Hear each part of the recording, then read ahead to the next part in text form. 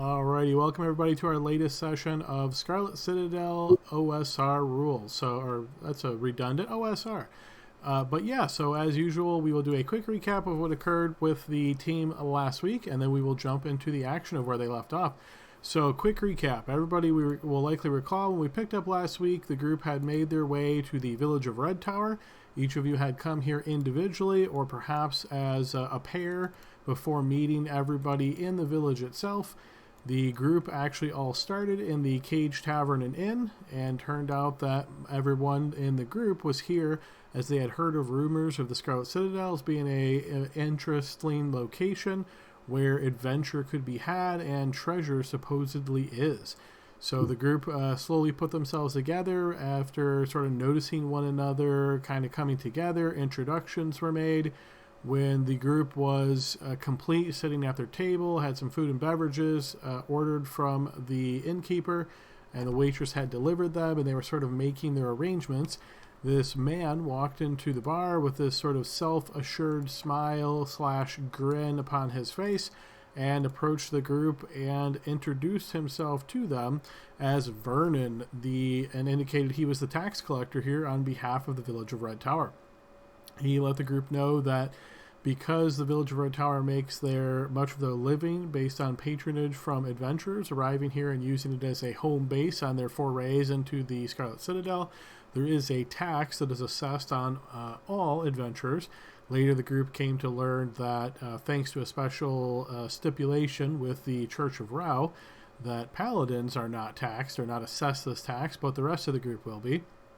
And Vernon let the group know that there could potentially be some negotiations with this. It was a little bit of a haggling kind of situation, but he explained that if the group essentially prepaid a fee, then the group would be able to forego the first time they come back from the Scarlet Citadel with whatever they've taken out of there and not have to pay any tax on that.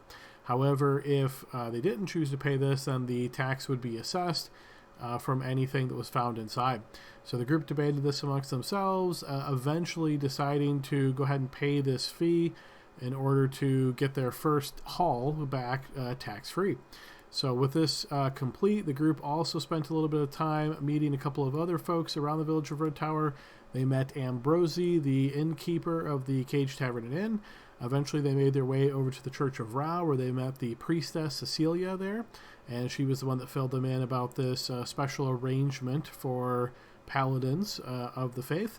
And then finally, after the payments were all done and the special information that Vernon said he would supply if the group decided to pay, he pointed the group to this cottage on the outside of town, and they made their way there, meeting their final companion, Flint, and picked him up there as he was sort of scouting out, having previously spoken with the tax keeper himself. So with these arrangements done, the group met the occupant of the cottage, who turned out to be a woman named Zula, and she didn't seem particularly interested in our player characters, didn't even want to hear their names, mentioning something along the lines of, "If you last longer, then I'll bother learning your names." But she did hand over a couple of vials that some informed members of the group, I believe it was Elroy, based on his experience working with his parents and having spotted healing potions before, recognized these as sort of diluted forms of healing potions. With this taken care of, the group made the trek overland through the forest over towards the Scarlet Citadel proper. They did have to sleep one night out in the woods in order to, because the trip was longer than one day, of course. But as the group bed down, most everybody had a pleasant experience. It didn't seem to be anything too crazy going on in these woods here. However, for Locke, he did have a very odd sort of dream / nightmare, and he slept in the woods here. And what he recalls very prominently in his mind is spotting this red fish swimming out in this big, deep, black abyss. And what exactly that means for Locke or for the group as a whole is yet to be determined. The group then pushed further into the Scarlet Citadel, out the sort of courtyard here surrounding the Scarlet Citadel, was able to get a little bit of a view of the Scarlet Citadel itself and sort of understand the layout, realizing this top floor is pretty much all in ruins. The group made their way around the outskirts of the Citadel's deteriorating wall, and as they sort of came from the east side of this wall, seeing a bunch of rubble, they heard a human voice calling out, very distressed. So the group kind of made their way around, trying to get closer to that, and as they came across another big chunk of pile of rubble here, a emaciated-looking black bear charged from the interior of the ruined courtyard out towards our player characters. The player characters were pretty quick on their feet here, and thanks to using some missile weapons and some spears, were able to take down this emaciated-looking black bear without much trouble. They did spot that the black bear was missing certain patches of fur, and it seemed to have these deep red sores in those locations. Not wanting to take any chances, the group sort of left the bear alone. They did now know that there was a human who had climbed up a tree. He came down, introduced himself as Bruggen. He was very scared of this whole circumstances, but the group did notice that he had a crossbow actually lodged up in the tree, though he did not seem to have any bolts on him, so there was some speculation of what exactly that meant. After Wagner offered him some food, as he seemed to be pretty hungry, he explained to the group that no, he was not indeed from the village of Red Tower, but instead he was from another one of the towns somewhat nearby known as Cambervale. The group again had a little bit of discussion as far as exactly what to do, but ultimately decided to let Bruggen go on his way, so he claimed that crossbow once again and made his way off to the west. With the group having defeated this opponent in the Black Bear and saved this gentleman, they decided to push into the courtyard proper and started scanning around, looking for anything out of the ordinary, walking the perimeter of the wall, seeing if anything stuck out. And it was just about this time when Flint heard overhead the sound of rustling wings. And that is where we left off last session. Is there anything in that recap that I missed that anybody would like to add? No, that was great. That was great. Very, very thorough. Yeah. Thank you. Alrighty, perfect. So with that in mind, if there's nothing else to add, we will bring our group back over to the map that they're currently on. As you can likely imagine, with the sound of these wings furled moving overhead, we are in a sort of don't move your tokens moment. So let me get you guys back over there. Was the sound of the wings, was that communicated to everybody? I guess I'll look to Flint on that one. Flint, have you mentioned anything about the sound of the wings in the brief moment since you heard it? Yeah, so in the Discord, I put Flinton lowers his body a moment, hearing what he hears, and slowly beckons the rest of the group while holding a finger up to his lips in a hushing gesture. And he's something scary around here.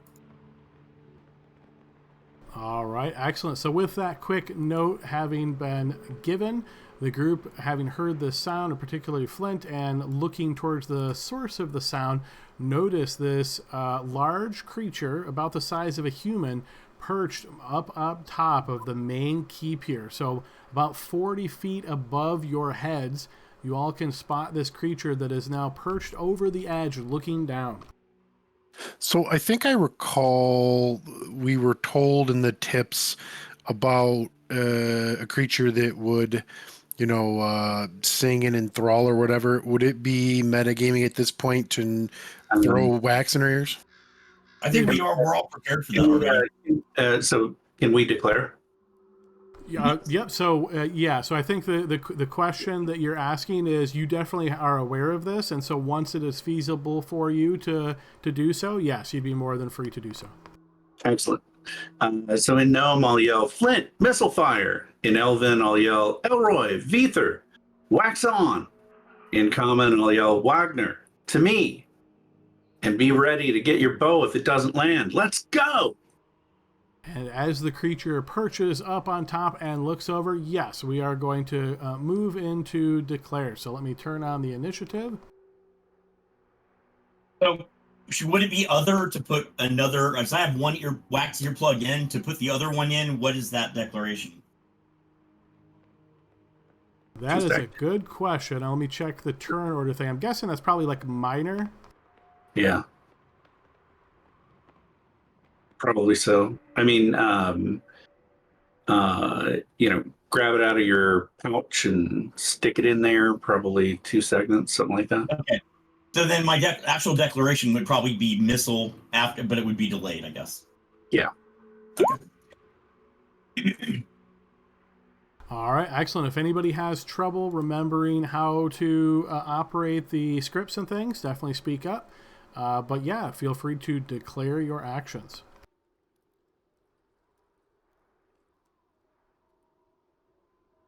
So what would I click to declare the wax? It's you'd go for Sounds other. like we wouldn't be declaring that, though, right? Because that would be the simple part. So you would declare whatever you're doing, but it would be a delay. Is that what we said for Elroy? I could be wrong about that. Yes, if you look at the page under combat activities table, it says waxing your ears. You've got to make sure you've got your hands empty. Remove candle from your pouch. Pinch 2 pieces off and plug your ears to get a deafened condition. That's a complex activity. It takes you the entire round. You will not be your ears will not be plugged until the absolute end of the round. Okay, well, that certainly changes things. So yeah, if that's the case, everybody be aware of that. Nothing in your ears. Well, some of us The GM can certainly say, oh, if you just reach in and pinch one off and stick it in your ear, maybe that's delaying or something like that. So it's all your call, Adam, on the activity there. Yeah, I think if you don't have any, we'll just go with this. I think if you already have some, then yeah, you could. If you already have basically one of your ears waxed, this is where it gets very complicated because what is the downside of that versus it suddenly becomes an upside, makes it faster to plug the other ear. So just to keep it simple, why don't we say if you're waxing your ears, regardless if you have any wax or you have no wax, treat it as the waxing your ears action.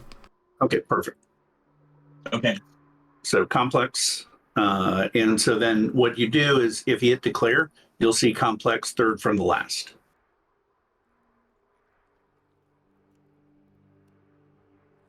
And again, I'm yelling, Flint, fire now!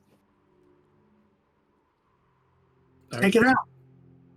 So it's declare in the player menu, right? Yeah, exactly. Or you can click your token and you'll see a declare button right there. Aha, okay. When I was clicking the player menu, I couldn't find the complex, but clicking the token did it. Thank you. Yeah, there you go. All right, is anybody else having trouble deciding what it is they're going to do?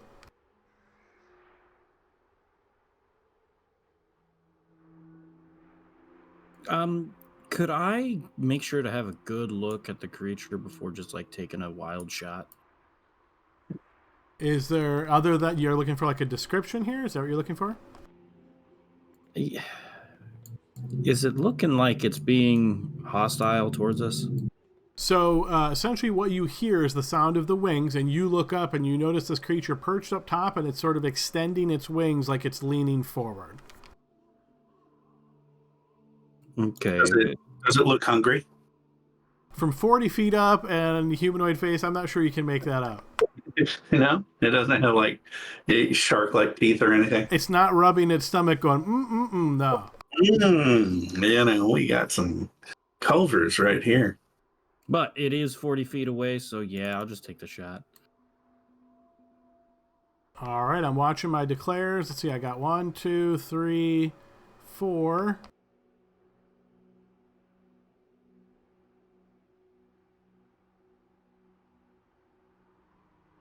Okay, I think that is everybody. So with everybody having rolled initiative, with everybody having declared, the next step is going to be roll initiative. You want to do honors? Oh, please Yeah, win. Please win, Tom. Thank you. Oh, that was important. And then you want to do that ITP start to get the turn orders going. Yeah, there you go.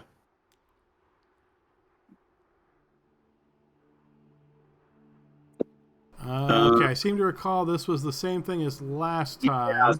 Yeah, go ahead and use the one off your. I really I did update everything, but I think you may be clicking a different button, so I don't know which button you're clicking. But It's the token, actually. Yeah, I'll try to remember to always use the menu. you're not ever. Yeah. Sorry, I've deleted most of the token actions for everything, but yeah. Okay, so that looks good. All right, so with that underway, let's go ahead and put on a little bit more up-tempo music here.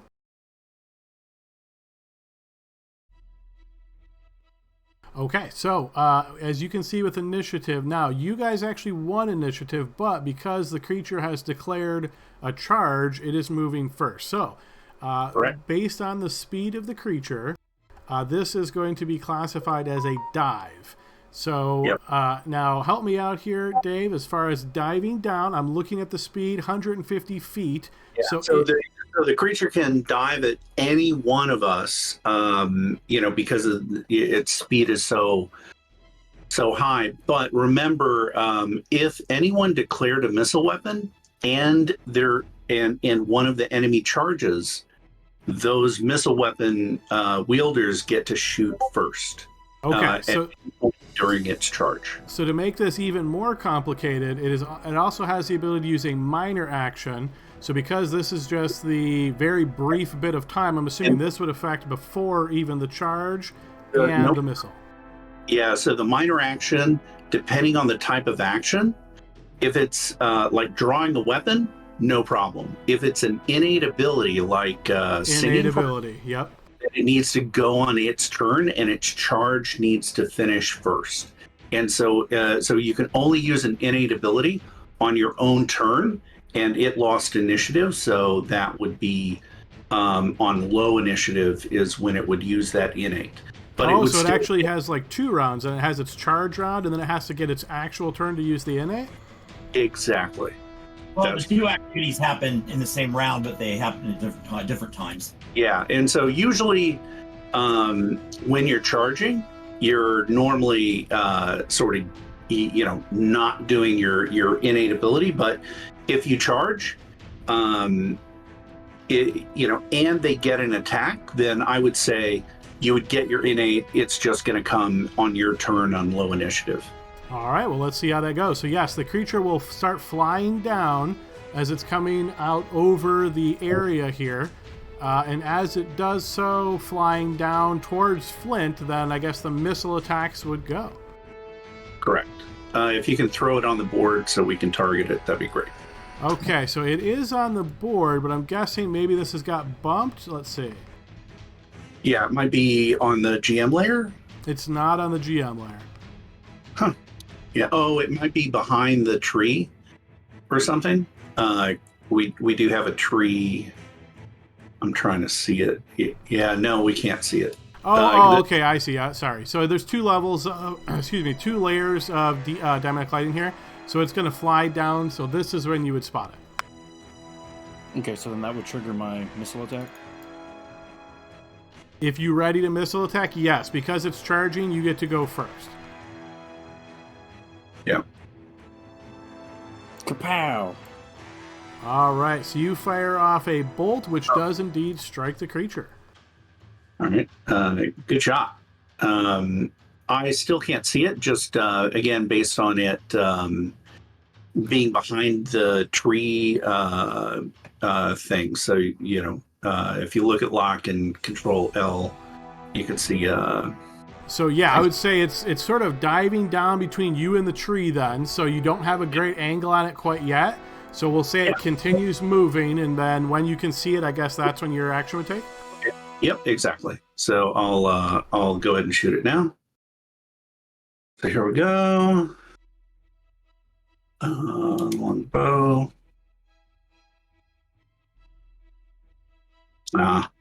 First level.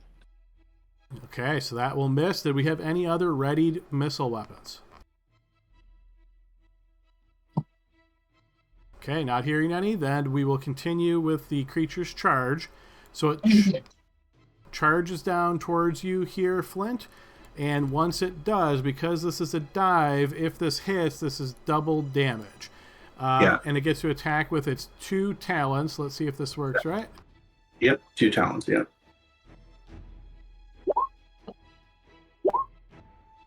Oh. Okay. So both of those are going to hit, but I'm assuming it doesn't automatically take in the dive, right? So we have to double those? Correct. So you double those, so he'll take 6. Okay, so 6 total, so reduce 3 more, Flint. So as it charges down, again, based on its speed, that would have been 40 feet to get there. I'm assuming it can just keep charging past him at this point. Correct, yeah. So it can move past him. He's got a missile weapon, so he can't do any sort of free attacks as it flies by. All right, so it flies by, and it's going to end its turn perched up on the wall. So while it's going to be difficult for you guys to see it, I'm going to keep it a little bit off the wall, but just so you know, so you can see it if you have eyes on it. But keep in mind, it's on the wall. And the wall is that taller than these small trees? Here it's not. Up at the keep level, yes. Okay. All right, so that was its turn, and I'm going to end its turn, and then we'll have to just remember it gets another turn at the end of your turns. Correct. And then Flint did not need to make any saves for being hit. It did the talons instead of the contact attack. And this is a different version, so it doesn't have that ability. Yeah, that's thank God. Okay. Right, yeah, I didn't want to overwhelm you guys. Yeah, thank you. But you're doing good anyway. All right. All right, so Veether is next, and you declared waxing, right? Yes. Yeah, so that would have been a complex, but either way, he can EOT.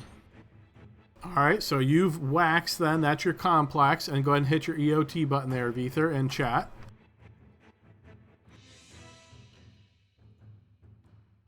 Okay, and then Flint already took his shot, which means he's skipped. EOT, yeah. And then Locke, you're skipped as well, so we move to Wagner. Right. Yep. Yeah, I did the complex as well. But a quick question: I haven't seen the token yet. Did he fly? Did Wagner see him fly across the courtyard at all? Yes. Yep. Tree is the issue, and that's the thing. These trees are blocking our sight to the token. So think of it like this kind of a path. You saw it fly down from 40 feet up based on this blue line. It flew behind the tree over towards Flint, and then you would have seen it for just a moment, Wagner, as it flew this way past the wall. Yeah. Okay, perfect. So because I did complex, I am EOT, right? Yes, Correct. you have now right. And then remember to apply that deafened to yourself. So just click on your token, player menu, set status marker of deafened, and that way we know you've got your wax in your ears. And and one thing,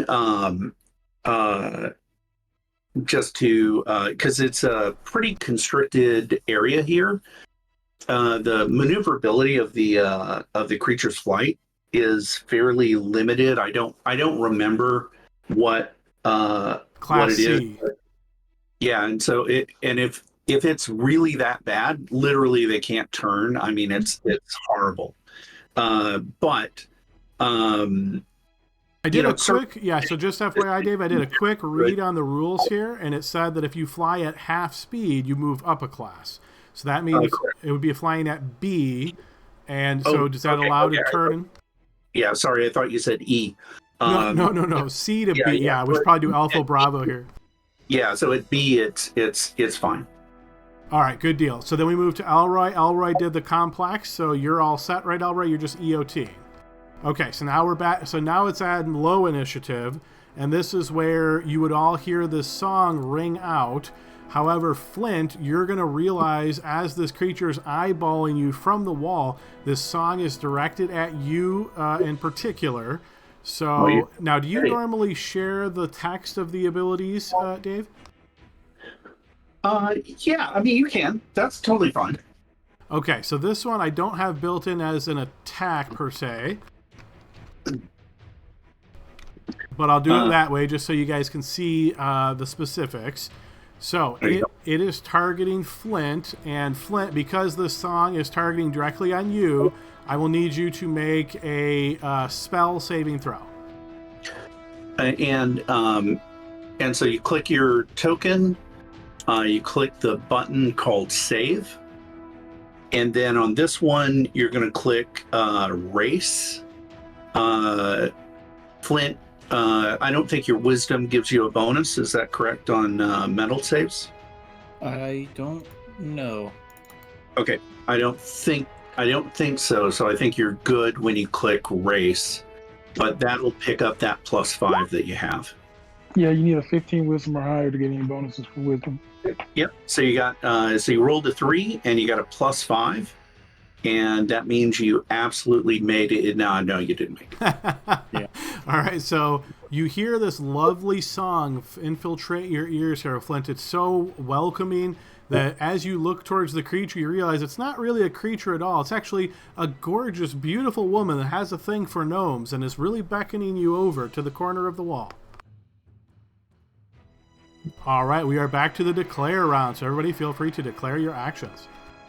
It's gonna be great. I'm going to the wall. That's what I'm doing. How far away is it? So how far up is it? Can I see it? From where you're at right now, Locke, you cannot, because you're standing right next to the wall, so you can't see through the wall. Gotcha.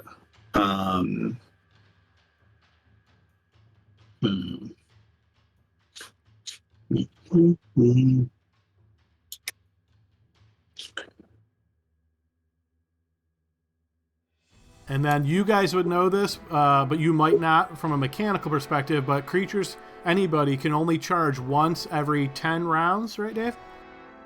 Right, except that creatures that dive normally can dive anytime they want. Oh, no kidding. Okay. Well, all right. So It's totally unfair for flying creatures, but yes, they can. all right. Well, I already declared for this round, but I will keep that in mind for future rounds. Okay, gotcha.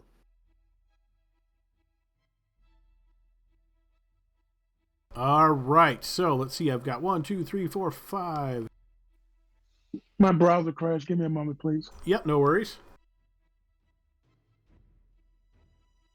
Yeah, mine did that last week a couple times. I had to refresh it, reboot it. You know what? I have a question while we're waiting. I'm reading this here. Perfect. So can I make a second saving throw at the end of this turn, or Unlike 5th edition, no. okay? Yeah. Right. Yeah. So read the text carefully, because again, a lot of these opponents are custom made because all the opponents in this module are custom. So I've tried to adopt them as closely as possible. But yes, in this particular case, it says the effect lasts for as long as the harpy sings and for 1 round thereafter. Yeah, okay. Yeah. I was reading that last one and I was like, oh, okay. Yeah. And so what you're saying is it's still singing. Correct. Yes, and it can continue to do that and attack. It doesn't take any special ability of it. Okay, perfect. Is it clear to us that Flint is enthralled? I would say you guys hear the worst song, like screeching, just this harping sound that's just absolutely terrible. But you notice Flint probably looking over to the corner. I don't know if you'd be able to tell from your location, Wagner, but perhaps Elroy looking towards Flint, you would definitely see he's got, lovey-dovey eyes as he's looking over into the east. So it's like Tom singing? I'm not right. that bad. No, yeah. All right, I believe we've got everybody, so yes, we will do initiative once again. Tom, the honors. Oh, Ah, it's okay. All right, and then we will update turn from the menu. Thank you. I almost did it wrong again. Yeah. Okay, so let's see. We've got the creature 1. So Veether, you're actually ahead, and let me double check what you declared again. Probably move. Yes. Yep. Declared move. So now this will be an interesting question. So Veether declared a move. The opponent declared enter melee, but Yeah, Veether goes everybody faster. everybody moves at the same time, and so it's just all about movement rates. Okay, so I guess Veether, you move. Yeah, everybody move one segment, and then let's see where everybody is. Right, and a segment, essentially your speed converted to a segment. Remind me of that again? 1/10. 1/10. Okay. So, Yep. all right, the creature will move a segment. Yeah. So if you move 90, you move 9 feet. That's 2 squares. If you move 120, that's 2 squares, and then 3 squares the next round. That sort of thing. All right, so if you've declared move, go ahead and move 1 segment worth of movement. I thought I set for charge. Oh, did you set for charge? Yeah. Okay. Do you have a weapon to set for charge, or like a spear or something? What I'm doing is waiting for it to get close to me to attack. Okay, gotcha. Yeah, that's cool. Yeah, you don't even need to declare that, but you're good to go. All right, so Okay. we're essentially So skipping he's not really- Veether's turn then, right? Yeah, so Veether's waiting for it to come down so he can whack it. Okay. But I have no missile weapon, so I just have to wait for it to get close. All right, perfect. All right, and then the creature has taken a segment of movement so far. And so Wagner, did you move? I'm trying to figure out how much I move. I'm looking at my sheet here. 1/10 of. It's probably So 90. You probably got 10, I'm guessing. My adjusted speed, it says normal is 12. Yep, and then if you're wearing armor, I think that usually reduces it, right? Yeah, it usually reduces it to 90 if you're not encumbered. Or 9 if you're not encumbered. So what armor are you wearing again, Wagner? Chain. Yeah, so that's a minus 30 feet, so it would be 90 feet per round, so basically 9 feet, so call it 2 squares. Yeah, 2 squares. All right, 2 squares. All right, perfect. So, and then we're kind of off turn here, but Locke, did you declare movement as well? I declared missile weapon because I totally thought it was going to charge, but because it is not in melee yet, I don't know if when it actually gets to melee, I don't know if I get a shot or not. But I'll say you do, because you're basically eyeing it and you're waiting for it to come around and you're spinning. So once it gets to a spot where you can see it, then you can go ahead and take a missile attack. Perfect. Yeah. Is that now, or are you going to let me know? You know, actually, you're deafened, so you have no idea where it's at, right? So you're kind of eyeballing it. Let's leave it to fate. Pick high or low and roll a d20.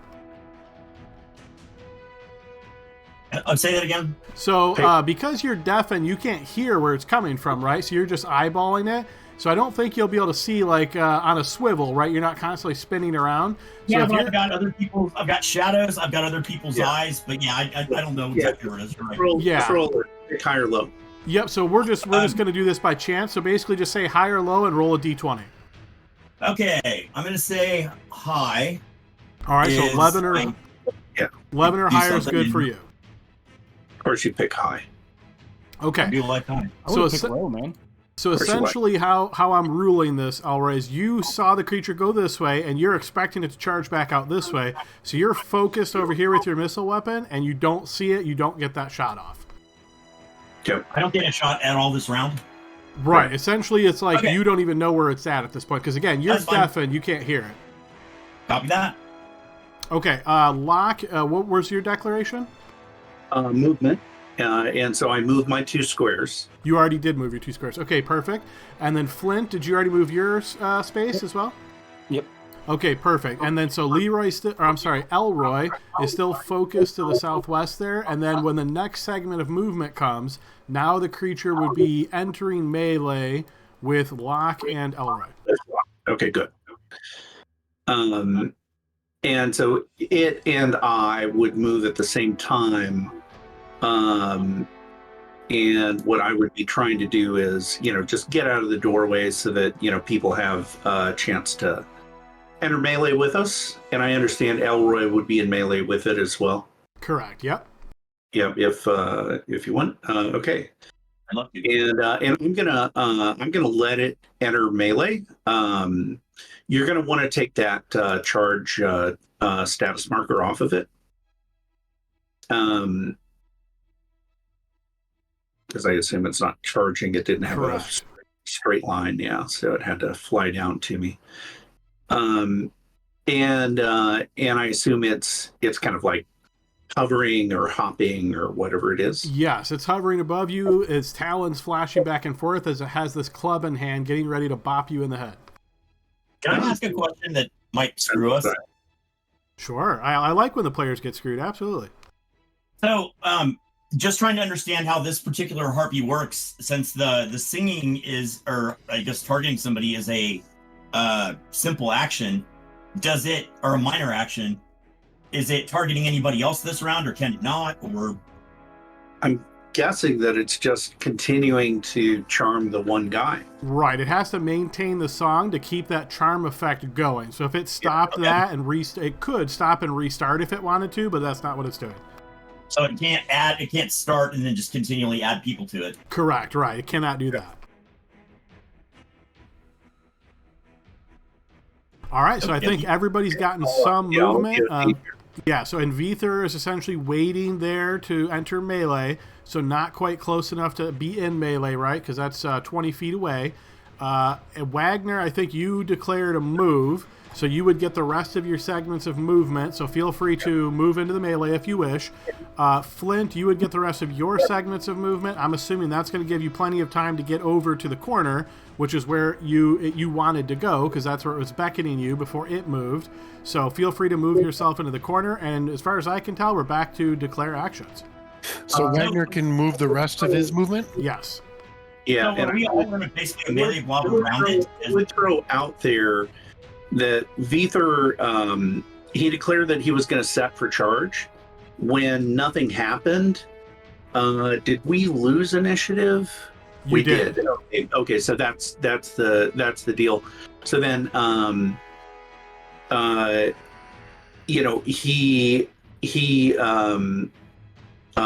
could normally change his turn, but he wouldn't get much movement out of it to get into melee. But if we had won initiative, he would have been able to change his turn, go on low initiative, and complete a move to enter melee if he wanted to. But because we lost initiative, he probably doesn't have that much movement. So, But as we're declaring, the people who are in melee and can declare melee are the other three of us that are right there. Correct? Correct. Okay. Yep. All right, so we are back to declare. So make sure to declare your actions. I mean, move, but enter melee? So the way that this ability works, right, is the creature can call you to it. So yes, I would say you would be entering melee, yes. Yeah. Okay, I just know that those are two different actions. Initiative-wise, I think they're basically the same. Correct me if I'm wrong. Yeah, Dave. exactly. Yeah. Moving and entering melee, same thing. You can do those same, but up to you if you want to call it enter melee. Good, if that works. Okay, I've got 3 of 5 PCs declared so far. Oh, actually 4. One was real quick. Perfect. All right, so that should be everybody declared. So now we're going to roll initiative. I'm taking a delay, by the way. All right, and we've got that. So now we're updating turn. And I do have protection from evil. I don't know if this applies here or not. Oh, we should all put that icon on us, if so. Yep. The creature is evil. So the icon was, it's actually called Proffering Evil. Yeah, it's at the very bottom. It's a red star. If you hover over, it's protection from evil. And I think it's 10 feet, right? So anybody within 10 feet?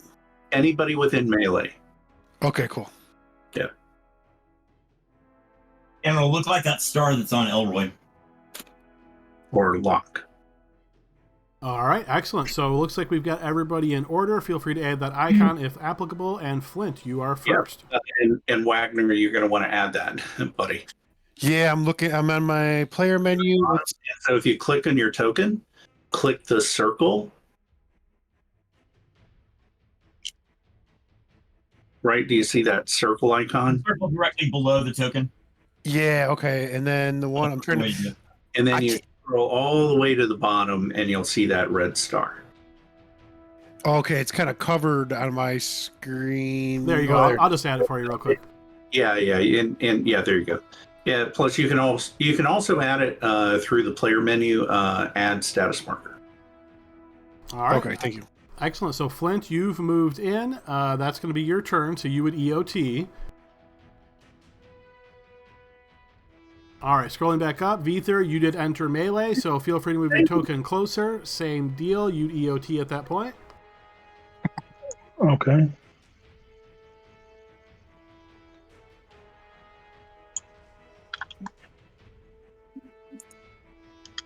Very good.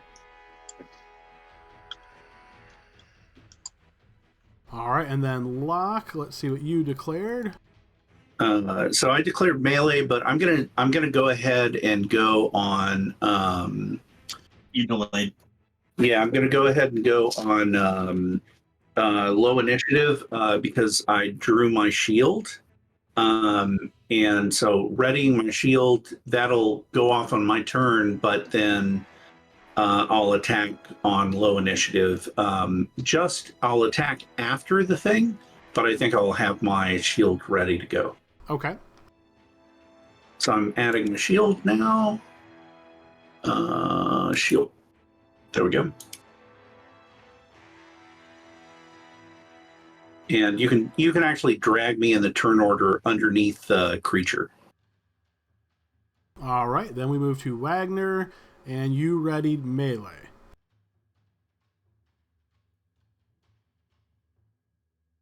So you can feel free to make your attack.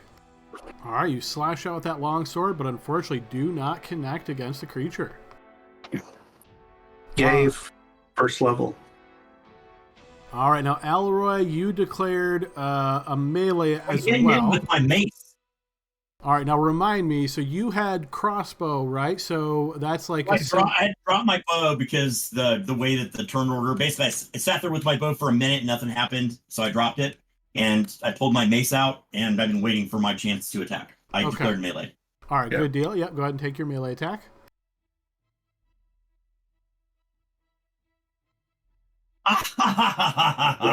All right, so you also miss. That's crazy. Yeah. Wow. Welcome to first level, guys. I will EOT.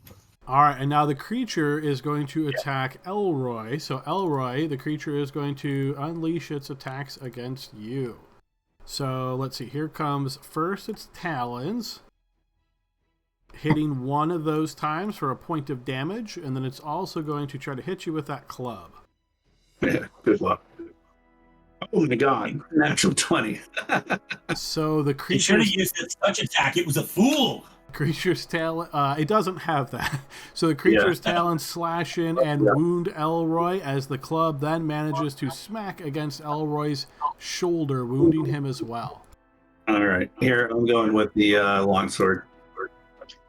I insult through music. I don't know why I hit ADJ, but oh man, I hit the wrong button. Sorry. I was like, wait a minute, who's Dart? But that was a Dart.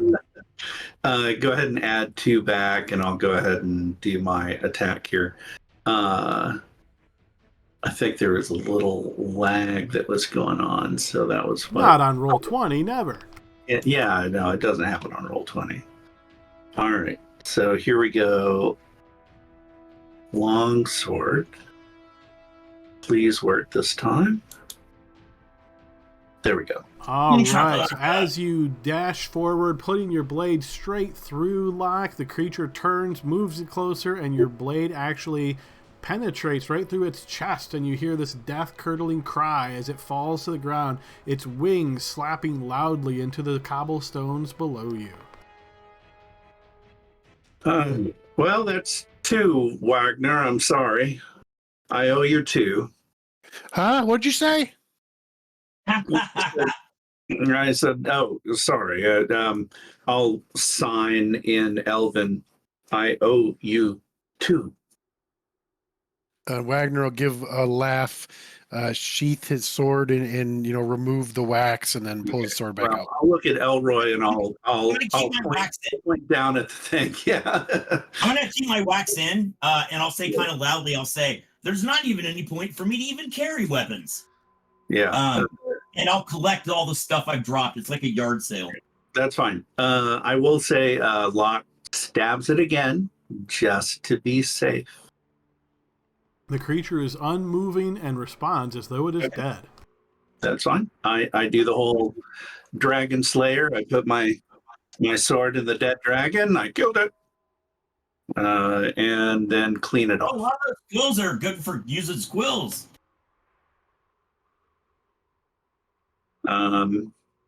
Ew.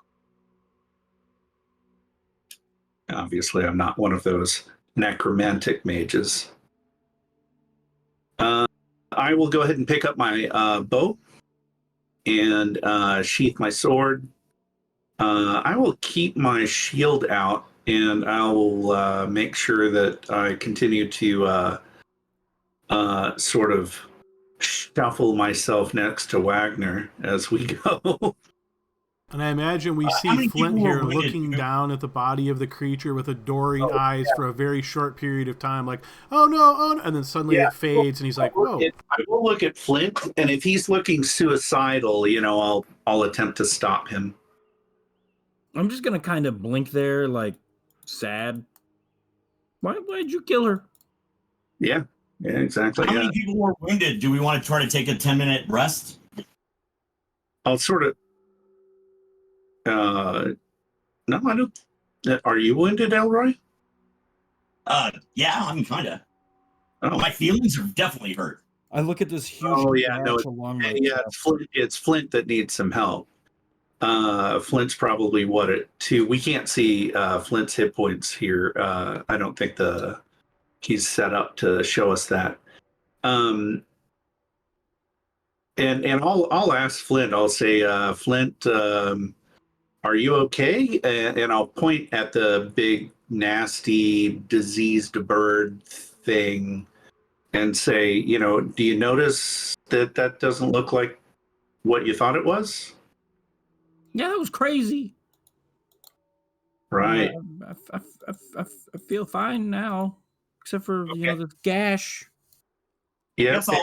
And since I can't hear what people are saying, I'll peel one of the wax balls out of my ears and look at how yucky and yellow it looks. And I'll say, for those of us who were wounded, we should actually rest, and then we can receive healing after that 10 minutes. We should make the most of the 10 minutes for those of us who are not wounded, I suggest. So for everybody else's benefit, this mechanically is the equivalent of sort of binding your wounds and trying to just tend to yourself, and I believe it restores 1 HP on a 10-minute rest. That is correct. 1 whole HP. I just want to make sure it's a whole one. Nice. 1 whole one, yes. Yeah, good. Every one makes a difference, we say.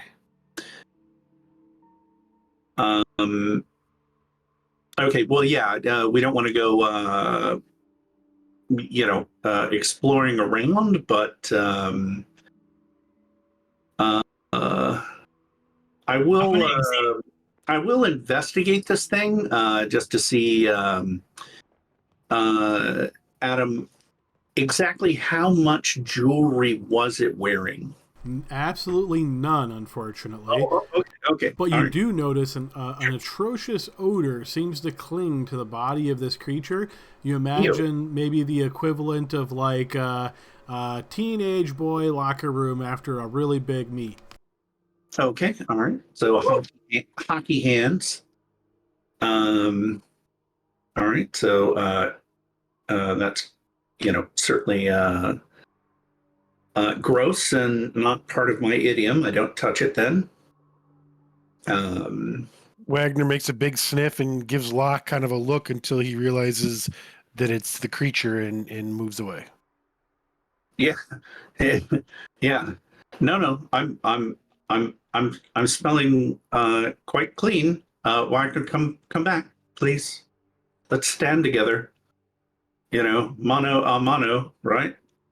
You and me, buds to the last, or at least within 10 feet of each other. I'll examine the gnome's wounds to see if any of them look like they got diseased by this really nasty creature. Upon looking at the wounds, again, this is basically your ranger ability. You're calling on that sort of knowledge from your ranger training, right? Yeah, I mean, I don't know that I would have that good of a chance. And in cleric. Yeah. Yeah, I would say you don't notice anything that's obvious here that would give you any signs of concern other than the wound itself. You don't think there's any kind of disease or sickness to go along with this wound. You see, I'll use a splash of moonshine on it to cleanse it before bandaging. Locke looks at it. He says, no, he won't have to make a check for at least a day. And then we'll see then. So Elroy, shall you blow a spell, or shall I? So we need to wait till the 10 minutes is done. Do y'all want to do anything else during the next 7 minutes? Yes, of course. Yes. I'm just getting prepared. Yeah, I definitely will. I'll definitely use a spell on the poor fella. Okay, thank you. Yes, I've got 2 commands and a dark, and so those are preferably used in combat. Yeah, I think I might use my darkness. So. Oh, okay. Not that 3-round sanctuary of yours. Yeah, I mean that's the other option. Don't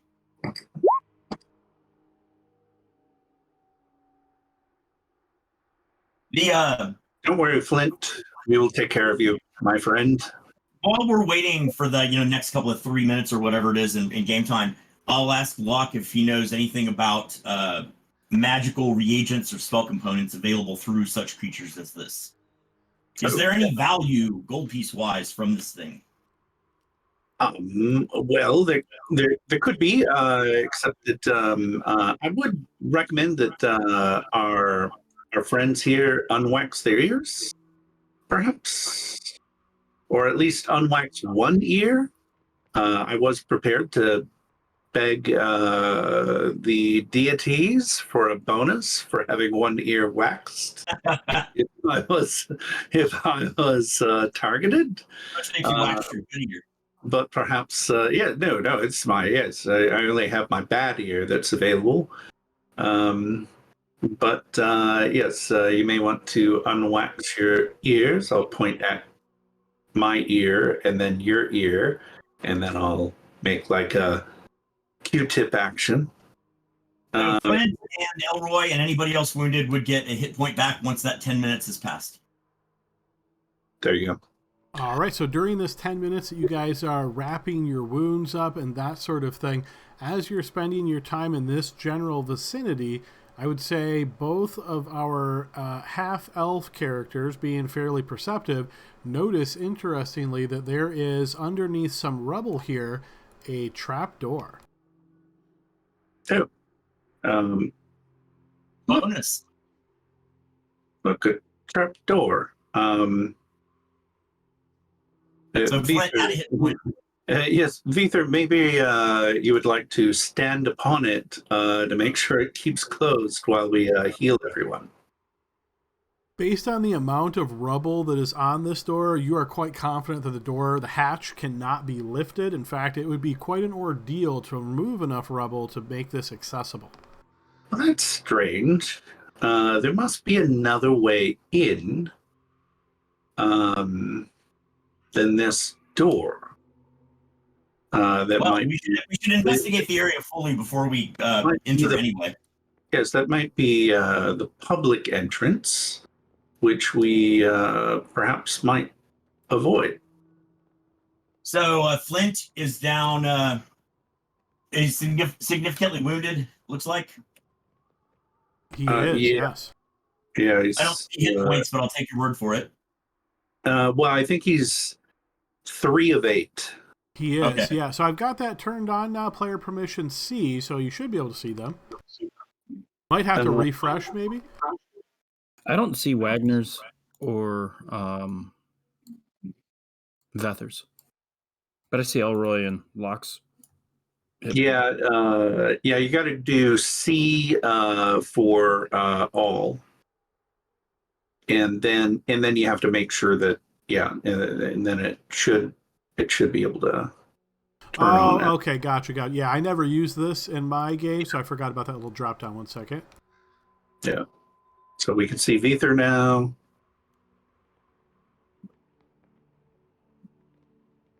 I mean, it's really your call, Adam. If you want us to only see the bar, then I'm okay with numbers. Yeah, if some of you guys have the numbers, then it makes sense for you all to have the numbers.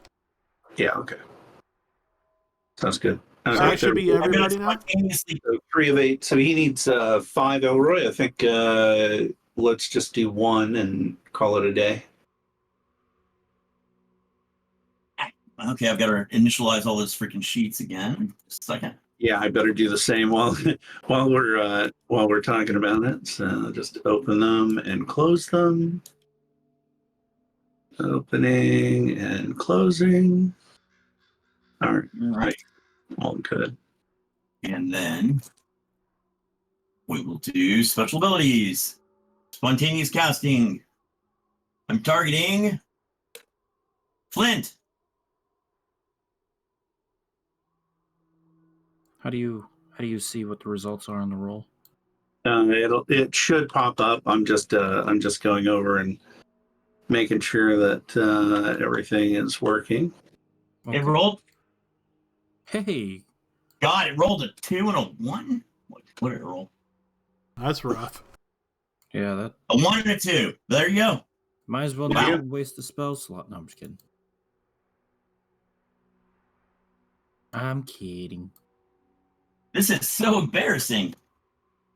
But I feel a lot better. It's all right, Elroy. It's like attacking a creature, you know? Well, I'm so used to traveling alone that I'm, having to fill the vacuum of competency. Here, there's just so many competent people. Not much for me to do. Hey, Adam, is that a trapdoor? It is indeed. Oh, yeah, you stepped away for a moment. So, while the group was resting here, binding wounds, they did indeed detect a hatch on the ground, a trapdoor that is covered by a significant amount of rubble. It looks like it would be very difficult to go through this trapdoor. You'd probably have to spend quite a bit of time removing rubble to make it accessible. I mean, I call that a Tuesday where I'm from, so... Yeah, anything to avoid coming in through the front door, I think that's time well spent. I do think we should finish a full sweep of the area. And what time of day was it again, Adam? So let's see. You guys rested and then came in here, so it's probably late morning, early afternoon by this point in time. Elroy, are you still deaf, Elroy? I've got the wax in one ear, but I'll take it out of both. Yeah. There you go. Yeah, I mean, we already killed the thing that was all singy-songy. Well, I mean, they seem like social creatures, so there might not just be one. Does everyone have wax? I have extra. No, but I think it might be a little too late now. Like I said, there might be more later.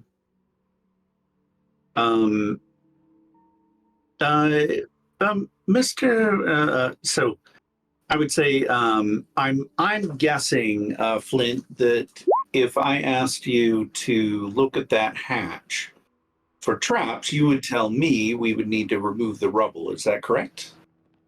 On the safe side, yeah. Okay. Well, can I make a check before we move any rubble? Just in case the rubble would trigger a trap, and then once the rubble's gone, can I make another check? Sure, yeah, you can check to see if somehow the rubble's part of a trap, like it's going to explode or fall on you or something like that, yeah. Cool. Well, I hit special ability. Oh, wait. I'm going to read something. Stand by. The most dangerous thing a player can say. No, I think he's looking at expert miner. Yeah, that's a racial thing. Yes, but I don't think gnomes have a lot of.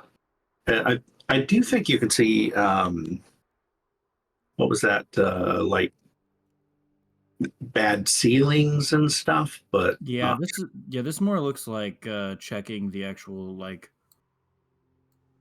the actual structural integrity. So then yeah, I will check a look at the trap. there you go. So you click special abilities, then thief skills. All right, interesting. So, so this is find and remove baked together. So the first roll is see if you find it, and then it automatically rolls the remove as well. Correct. Yeah, it just gives you the GM all the rolls just in case he follows up and says he wants to do the remove. He doesn't need to click again. You've already got it there. Perfect. All right, you do not find any traps here, Flint. There you go. Locke will spend some time lifting rocks, rather large ones. He'll focus on the largest rock. Okay. I thought we were going to search the rest of the keep before we. Yeah, it seems like rather than revealing where something is by uncovering it before we've finished searching the area, I don't know what this full area looks like. I'd like to do a walkabout. Sure, that sounds like a wise thing. Remember, I'm not the wisest of the group here, so I'll take my sword out, make sure it's clean, and wave it about. Okay. Unfortunately, could I spend 120 seconds running to the corner of the wall and, well, having as long as you're also scanning while you do that. All right, I'm doing a bathroom break. I'll be back. No worries. Sorry, it was It's life. It happens. Rest of the team, is there anything you're doing during this time? Looking around, anything you're trying to focus on? I'll ask Veether if any of the quills or anything about the creature. It seems so wasteful that there's nothing usable or valuable off that being. Any ideas? No, it's vermin. Thing stinks too. Would you use those quills? Well, I mean, they do stink, but it's probably her cloaca that is the most smelly thing, I imagine. But we should continue to sweep and map the areas that we have not had a look at yet. Agreed. And I don't think we should uncover this until we are ready to use it. And you guys can feel free to move if you wish. We will assume that Locke is following close by, and I'll just kind of putter him along until he's back. So just as a reminder, Elroy, I'm going to assume you didn't do what you just did, which is climb the pile of rubble. But yes, I didn't realize the pile of rubble was. Yeah, sorry. I thought the area right here was clear. So yeah, no worries. But yeah, that is a whole like wall of rubble that goes up quite a bit of distance. So yes, that's why it blocks your view. Thank you. Yeah, no worries. Have we swept? Have the elves scanned these rooms here on the east? You did the main courtyard, but you didn't do the side rooms. Okay, I will do that now. Everybody stay in eye shot of one another, please.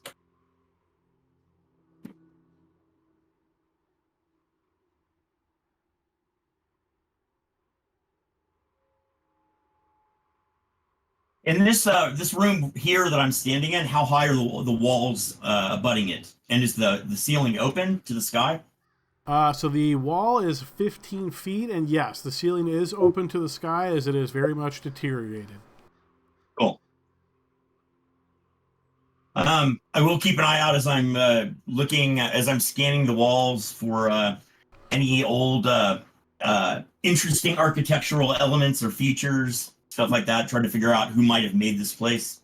All right, feel free to make that check. Wagner, based on where you've gone so far, hold up for just a moment. As you ascend the stairs, you are going to notice the entrances to both the secondary and main keeps are one floor above the ground level of the courtyard. Stone steps ascend 10 feet to a solid stone walkway that connects the two doorways.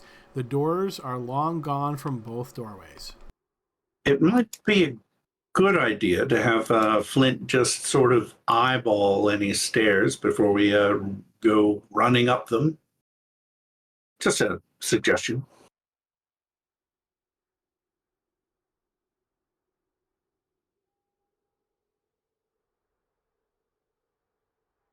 Yeah, I didn't even get to check the stairs for traps. Did somebody already run up them? I'm at the top of one set.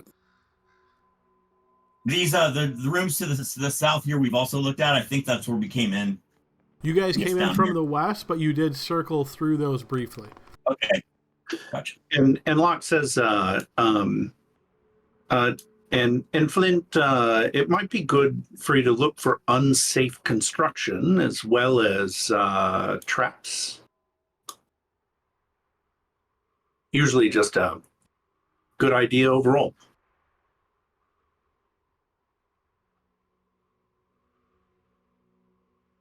Or we could just send the paladin up ahead. Well, it might be a good idea for the paladin to also do kind of a to trip our traps. Perfect. Well, yeah, I don't think it's trapped. Yes. No, I don't think it is at all.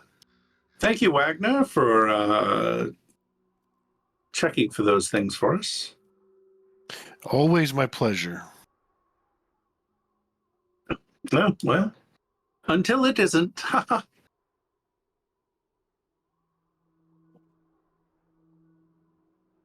Wagner, you want the gnome to take a look at the ground in front of you, or just go ahead and step on that first floor there? I had taken a step there and stepped back.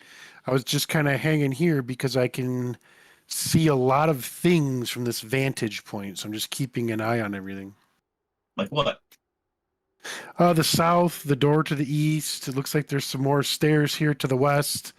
There's a little hallway up here that goes to the south. Just keeping an eye on everything, making sure we're safe. Feel free to move past. Oh yeah, sure. Sounds good. It looks like there's stairs up ahead. Are those stairs up? They are stairs up, but you notice that they are not connected to anything where the stairs end. It looks like this previously went to levels above the ground floor, above in the secondary keep here, but these floors have long since deteriorated, and there's nothing up there other than a couple braces and what symbolizes where floors would have been. So this traveling south here, that walkway, how secure and sturdy and ancient does that look? It looks totally solid. Just on a visual inspection, you have no concerns whatsoever about it being damaged or falling on you. Okay. I guess I'll find out. Yes. And just a quick FYI, many of you guys may be familiar with this, but I do try to use this every now and again, so just so you're aware of what's going on here. When you were down here and you looked up here, you couldn't see anything up here. You'll notice now that you're up here, if you look down, you'll be able to see. So this is the one-way. I really like that. Very, very cool effect. Yeah, so that's the one-way dynamic lighting. So if there's ever a situation, you're like, wait a minute, that's why.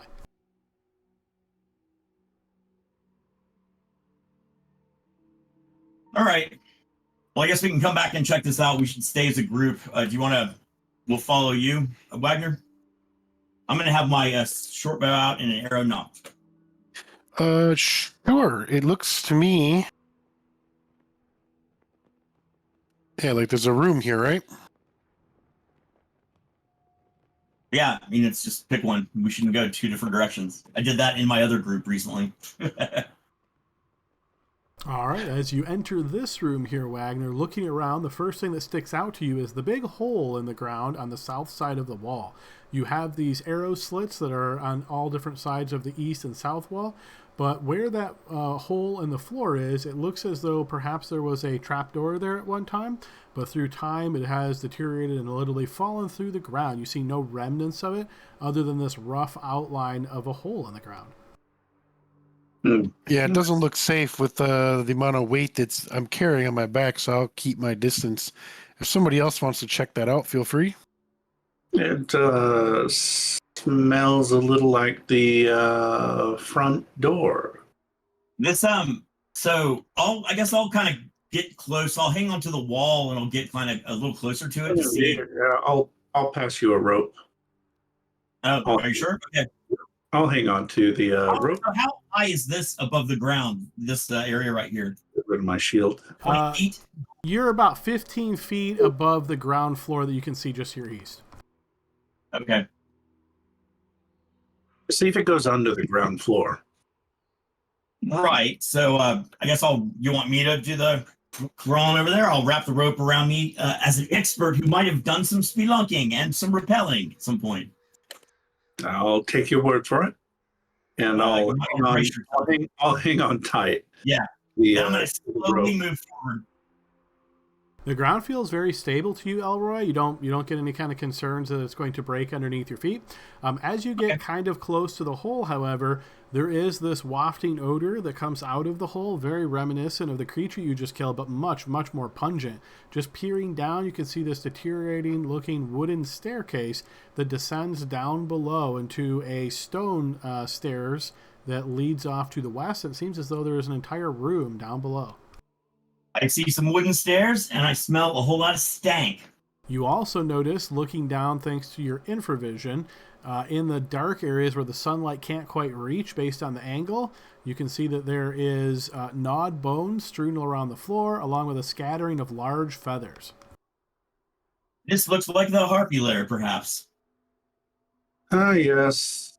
Now, the question is that the harpy lair and the front door? I mean, there's only one way to find out. All right. Wagner, you want to help hold this rope? Elroy, are you game? Or stairs look pretty secure, but it's sure, why not? Yeah, well, Hopefully there aren't any more down there. They all look secure, Elroy.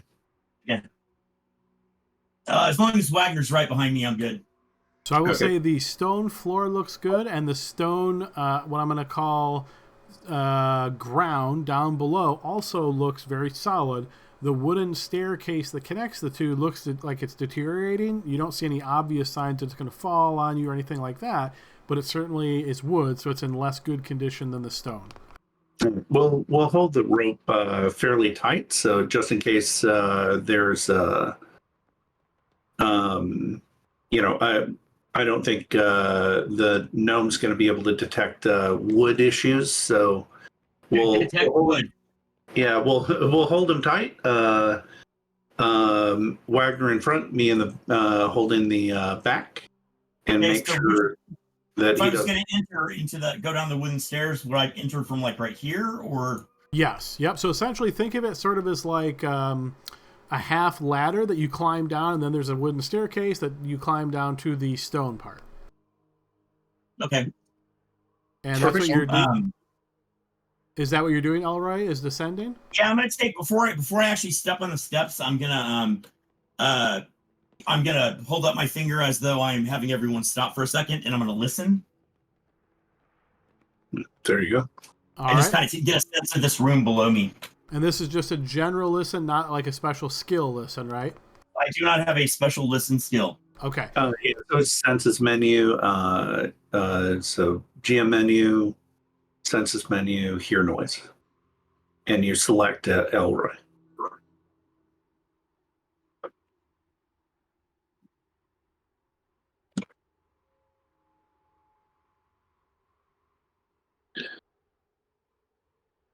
Okay, got it. You don't hear anything out of the ordinary. Okay. I'm going to pull my scarf up over my face so I don't inhale fungus or mold or anything like that. And with my shield on my arm, I will carefully try to make it down the steps with a rope hanging off me. All right. You are able to do so without any concerns and find yourself here. Nice. Looking down more prominently now, Elroy, you see more of these bones on the ground that you spotted from up above.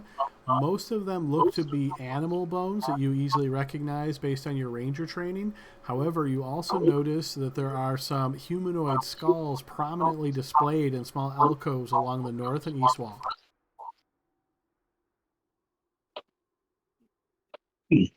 Sounds nice down there. I'm gonna whisper back behind me. I'll say, it looks like it goes further. Um, And I'm gonna try to walk down the steps to be on the ground. how further? If it's simply a nest, let's loot it and get back out of there.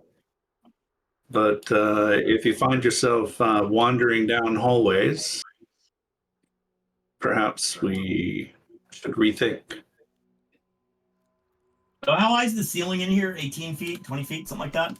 A little less than that, maybe about the 12 to 15 foot mark. Okay, basically I just want to get in a position to where I can kind of see the room a little bit better. So can I take another couple of steps? You can, yeah. So where you're at, again, this is elevated compared to the room, so you've got a pretty good view. So I'll give you a little bit more detail as you're scanning around. This ground level chamber reeks of animal waste, sweat, and rotten meat. Bones and feathers lie strewn across the floor. I'm getting a little bit of feedback from somebody. So Elroy, it looks like you. Do you mind just muting yourself until you're talking? My chair's creaky, I'm sorry. So I'm going to reread that. So this ground level chamber reeks of animal waste, sweat, and rotten meat. Bones and feathers lie strewn across the floor. Along the east side of the chamber, a wide stone staircase descends into the earth. The wall above the stairs is carved into a faux archway decorated with interwoven knots, axes, and fierce-looking bears, all in characteristic dwarven style. A doorway to the north is filled from floor to ceiling with rubble. Because you're the only one that has eyes on this, I'm going to show you a handout really quick here, Elroy, so you know exactly what that door to the east looks like.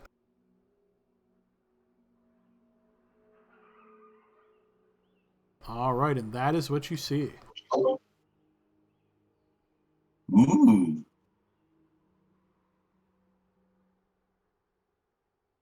Elroy, have you found all the treasure yet? I'm going to go ahead and carefully step back up out of this, making sure I'm not dragging rope. Okay. And I will inform... Yep, yeah, you're able to do so. Yeah, and I'll inform the party when I get to the top of the steps. I'll say, this looks like it's possibly or at least one entrance. There's a blocked doorway with some interesting architectural features to the north, and then to the east there's a staircase going down. Oh, the front door. And just to clarify there, Elroy, that interesting architecture is above this here.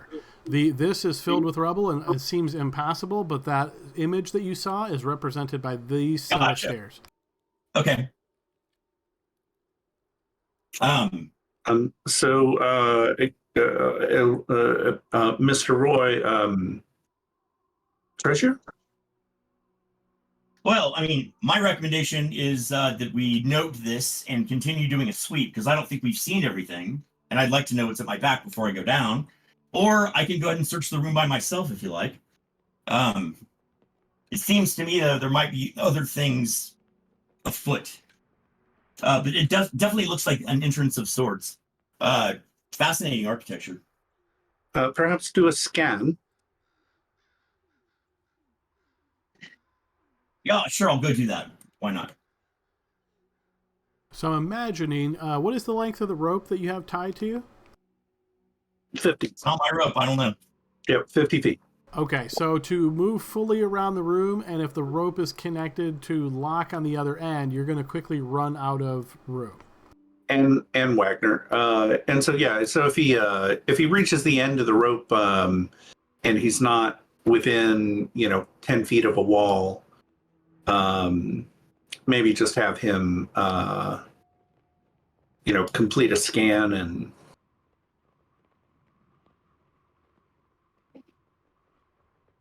I'll scan it as best I can. Okay, fair enough. We just need to, when we feel a jerk on the rope, we just want to pull it in and find what sort of fish we caught. Mm-hmm. You don't find anything out of the ordinary in this room, Elroy.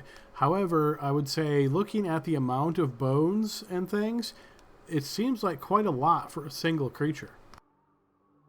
Exactly. I'll report that as I come back out. Okay. All right, so you're climbing back up the wooden staircase and a little half ladder to get yourself back with your companions. Yep. And we will, help pull just in case, just to take some weight off. All right, so I'll roll up my rope and put it back where it was. Take my shield out again.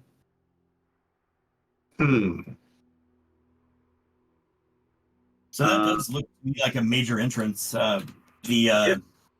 Smells like a front door. I don't feel like we've walked to the full grounds of this place. I know that the area to the north we haven't looked at. All right, let's go check that out. Sounds good. And keep in mind, elves can do actual searches. We can take just a couple more minutes per area and see if there's anything that we notice. Oh, well, if we don't see anything the first time, what do you think? Just joking. I think that you are very impatient for your calling. Hey, there appears to be another trap door over here. Aha. Wagner, have you had any elven blood in your family? I have not. No. Not that I'm aware of. Well, exactly. Neither have we. Adam, are these like dilapidated stairs? Yes, that is a set of staircase that goes up, but it doesn't connect to anything, as the wooden floors above this are so deteriorated they literally don't exist any longer. Elroy, maybe have Flint check it out first. Yeah, and I would like to check. Well, I guess if it's in a 5 by, or essentially a square, 5 feet around me, I'm gonna check right here instead of that corner there. Okay. Elroy, it might help if you move off of the gnome. I'm being stepped on. You don't find any traps here, Flint. Okay. Very good. How does it open, Flint? Looks like you would simply grab it and lift it up. Yeah, no, this is what I'll do. Like this, and I'll try to yank it open. It lifts kind of quietly at first, and then you hear this almost like rusted hinges near the back. But you notice almost immediately that instead of an open passage, there is a bunch of rubble here. It looks like this passage is completely filled with rubble. Okay. I wonder what our other hatch is going to look like. Well, we never got to the one over there, down the stairs and stuff, and it's not trapped. At least the rubble's not trapped. Trap door could be trapped. Trapped. All right. Is there any chance the rubble on that trap door to the east was put there on purpose, containing something wicked and nasty? One would hope. One would hope. Let's interact with this rubble. Make sure it's not an illusion or something stupid before we give up on it. So what Locke will do is take a spear out and kind of stabbity stab at the rubble, just making sure it's seems to him as impassable. You notice a tiny spark as the metal clashes with the rocks here. Oh, boom. Sorry, everyone. We all died. Oh, Good no. thinking, Locke. It didn't even occur to me that rubble might be passable. So when it sparks, is that just do I think due to I'll look at Flint being Flint? Yeah. So essentially, you're thinking maybe this is an illusion. You give it kind of a hard poke, and when you do, the steel on the stone has just this little tiny spark, which you're not surprised to see. This is pretty typical. Okay, gotcha. Flint, do you think this is passable if we were to dig at it, or should we ignore this? Well, I would like to use my expert miner ability and kind of poke around and see if it's unsafe or if I can see any kind of slopes or anything or grates inside the actual pile of rubble. Go ahead and give it a check. I don't think any of these are going to apply, but I'll take what you roll to see if there's any additional information you can glean from this. So I would say based on what you're seeing and maybe moving a little bit of the rubble around, there's no movement underneath as though like there's gaps and then if you just move, maybe it will all fall in or something like that. This looks to be completely packed solid with rubble.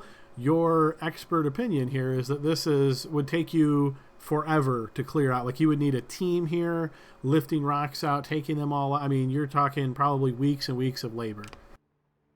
Well, that doesn't make any sense on why they would fill a whole room with rocks just to build a trapdoor over it. Perhaps it happened afterwards. That might be the chronology of events. We'll close that one. Well, actually, I want to collect a piece of the stone that sparked. If there's a little smaller stone I can grab, just for you can. Sure. Yeah, I'll point it out. It looks like a flint. Oh, sorry. I keep it's a pun. It's a pun. So,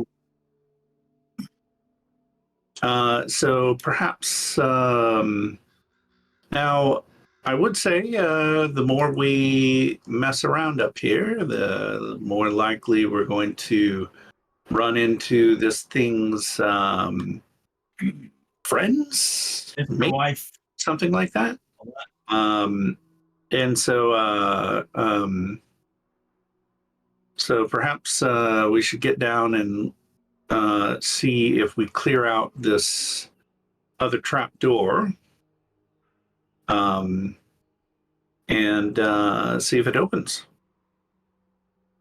You're talking about the one that's on the ground level over here to the east? Yes. Okay. Thinking, let's not ignore that.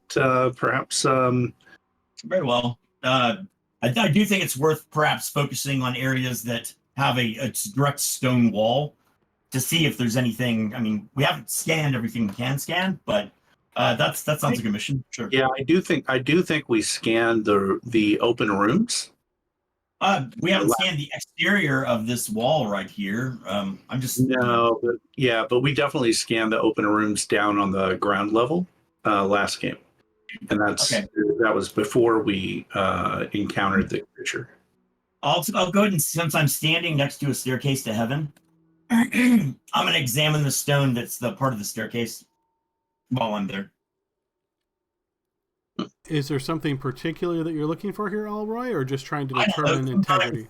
Under staircases, there are sometimes little cubbies. Ah, gotcha. Yeah, so you look underneath, seeing if there's any space there. Maybe something could be hidden, something along those lines, but no, there is nothing there.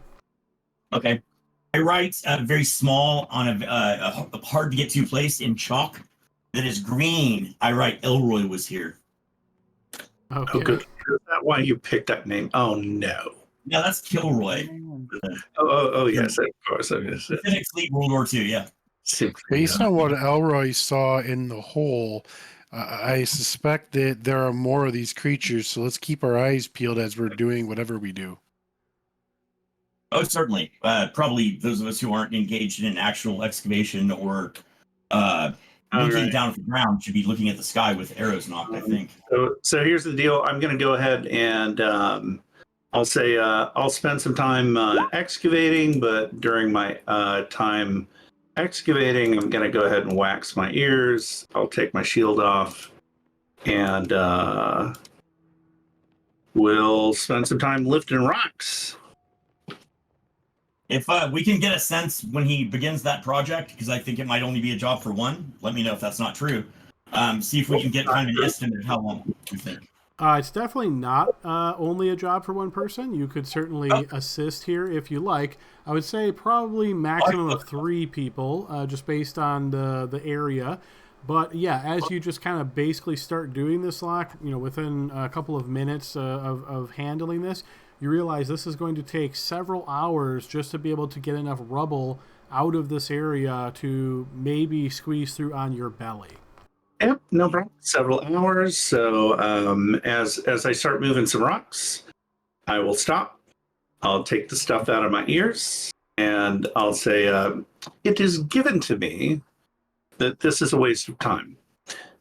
Good. Maybe let's use the front door. Sounds good to me. All right. Wagner, are we ready? Ready as ever been. All right.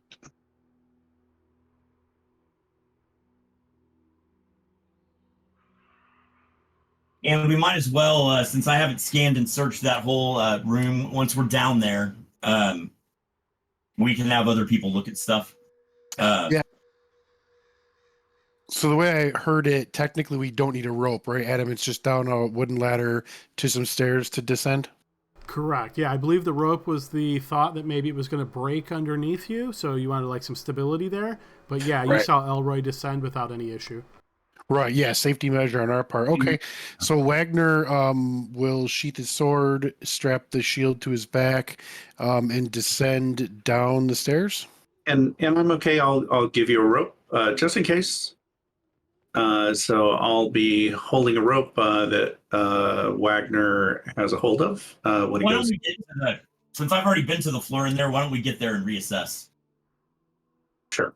Yeah, I'd like to get down here and just sense for evils down here to see if anything's hidden, perhaps, or any of these creatures. Yeah, so let me just get to the bottom and do a quick scan.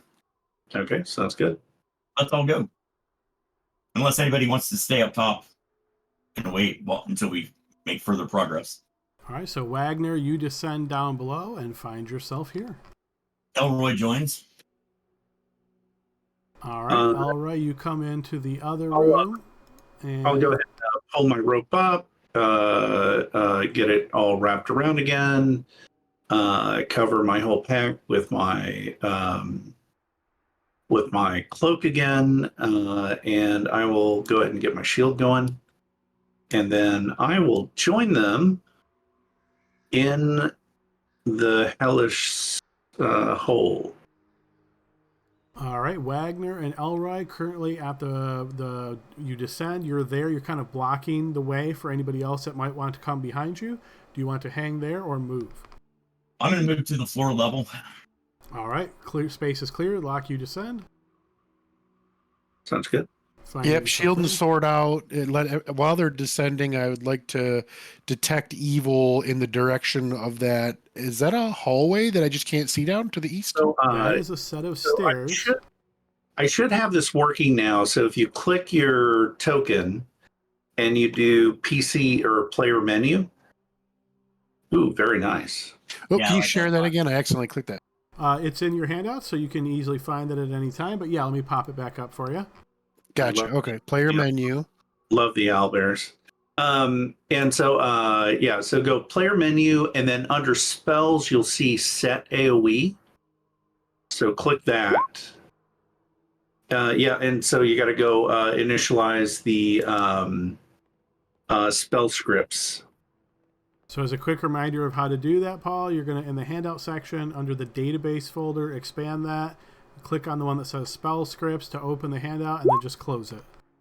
Yeah, exactly.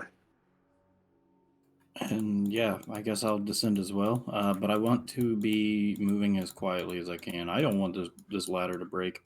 Yeah.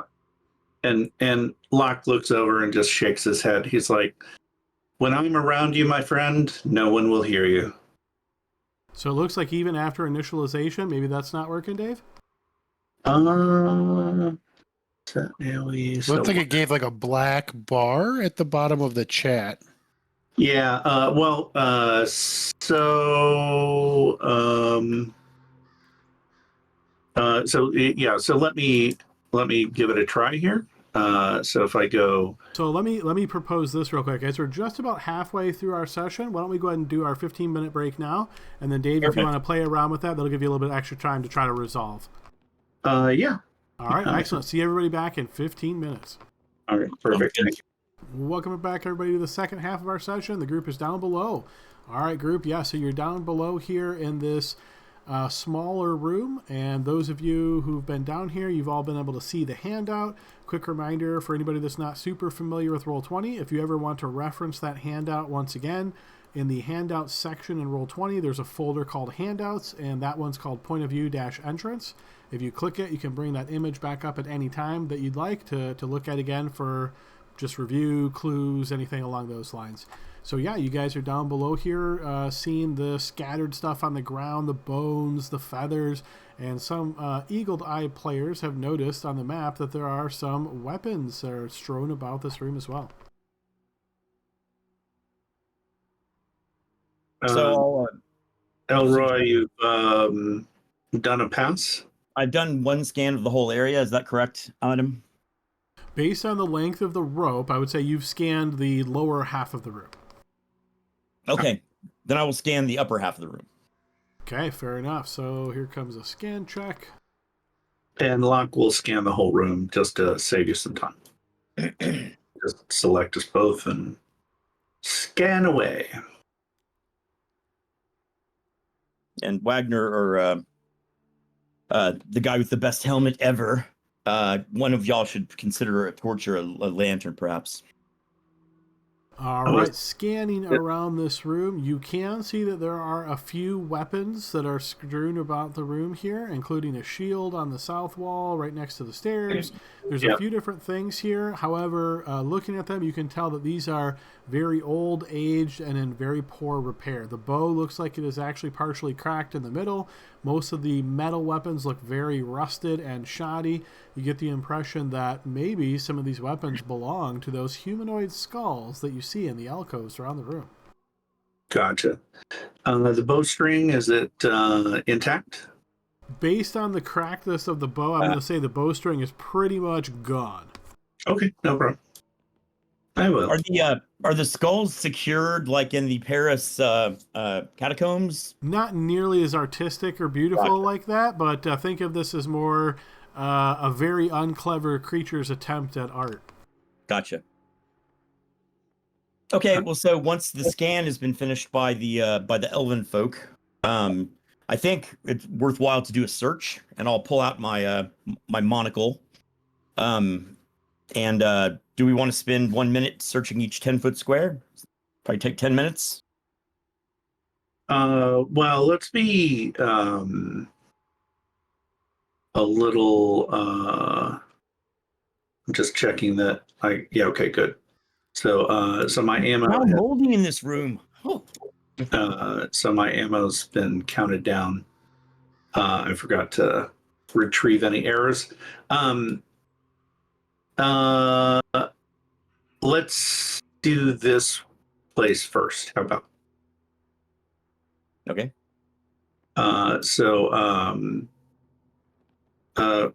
You guys want to come down here and help us search? Sure. Was the detect evil did find anything? No, you do not detect any evil in the vicinity of this room. Okay, yeah, I'll search. I have a candle lamp. I want to light that up. Sounds good. Candle. All right. Now, is that part of the script for the lighting, or do we just handle that manually? You select in your bottom nav, you should be able to turn on light carried and select from there. So I think, yeah, so it's called lamp in the light script. All right, perfect. So we're clicking on the token. We're doing player menu. Under actions, we're choosing light. And then in the drop-down, we're choosing lamp. So give that a shot, Vither, and we'll make sure that it works. And hopefully I'm still on the top. I can't see my token. I think the DM needs to move you to the lower level. It's probably there, but he just hasn't found himself. I just shift pinged you. So do you see yourself now, Vither? Yes. Okay, perfect. All right. So now, Wagner, can you see? Yeah. That's because daylight mode is still on from outside. So as you guys are pushing into the room here, I'll go ahead and turn that off. Okay. Just checking. No, I can't. I can. Good for you. No, I'm just kidding. I mean, I can, but I like to give Paul a hard time. All right, So- Veether, any luck with the lamp? Did that seem to work? I don't even see him here. I did see the lighting just change. Perfect. Yep, I think, that did the trick. So, Wagner, are you also lighting a light, or are you relying on the kindness of other lights? I think I'll be lighting a light. All right, so same for you. Just click the token, player menu, choose the light under actions, and choose which type of light source you're using.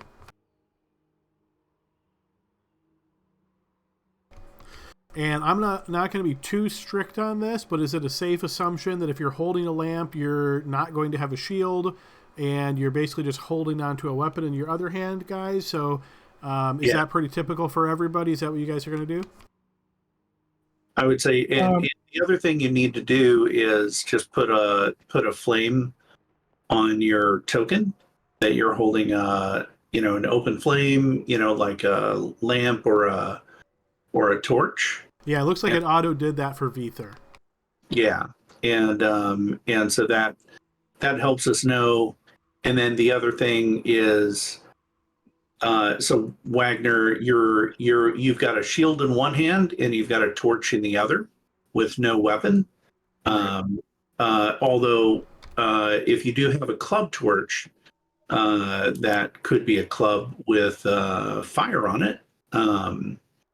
That's your prerogative, obviously. Yeah. I believe my weapon is a two-handed weapon. It's a footman's flail. So I don't think I can hold it and a light source. I think I just have to have the light source. I think you can hold it, but you probably can't wield it, right? Like, so if you could hold it in your hand, but if something happened, you'd have to get that lamp down on the ground quick and then put two hands to it. Is it a bastard sword or two-handed? It's a footman's flail. It's a footman's flail. Okay. Or Gotcha. they call it a light flail. I think is what they call it. Okay. I think that one might be one-hander. No, let me double check our rules here real quick. Yeah. So you said light flail. Yeah, but Light I think flail. It's a medium-sized. So yeah, I think that would just be a one-hander, right, Dave? Correct. Yeah. Yeah, so I think you're good, Veether. Yeah. All right, thank you. Yeah, excellent. All right, so we've got Veether with a light flail in hand and then a lamp in the other, and we've got Wagner currently who is holding a torch and has shield strapped on his arm. Excellent. Right. I'm gonna just for fun, I'm gonna do a educated check on the symbology on the iconography Portal. Sure, yeah. Around these stairs, and I can see some cross swords, some shields. I can see different sort of creatures holding swords. I just want to see if this from all the stories that I've read, I guess not. Never mind. It's pretty art. Yeah. Cool. Hey, look, this here's pretty. All right, so I will go ahead and help search that northern area to see if there's some sort of the collapsed door area here the where collapsed- Elroy is. Yeah, so that's So we'll that's both it. do a search there, then we'll both do a search, I guess, probably right here. well, yeah, I think the whole party should do that Okay. just to make it easier on It's Adam. a good practice. Yeah, you can just select everybody and do a search on each of these areas. All right, and each search we said is a 10-foot by 10-foot area. 10-foot cube. Yeah, and our intent is to search there first, full party. And my search should have an additional plus plus percentage from having the magnifying glass and being an archaeologist? You have added it to your sheet. It will. I thought I did, but I don't know. I don't Okay. see any modifier on your check, just FYI, Elroy. Let's see. That's under non-weapon proficiencies, I think. Yeah. So Yeah, that is under search bonus. It's listed as one of my non-weapon proficiencies on the character sheet. yep. And so then it'll pick it up. So yeah. Okay, So- excellent. So I will rely on the numbers in the script here. So searching the northwest corner first. The team spent some time looking there. This is obviously filled with rubble. It's not completely filled like the area above when you were looking down. There are little areas that you can kind of make a little bit of vision through this. And you can see that there appears to be a room on the other side of this. So this is about a 5 foot thick of this rubble. There's some more rubble kind of trailing off back here. But you can see through, and it looks like another room. But again, it looks like this would take a significant period of time to clear, yeah. All right, Flint, you agree? You think from your minor capabilities that this would take us hours to move through? There's not a keystone to remove, and it all just comes down? What does my dice say, Adam? On your search effort, you agree with Elroy. I agree with Elroy. Okay. Very good. In that case, Flint, I'm going to ask you to take a look at these stairs. It's going down, going down.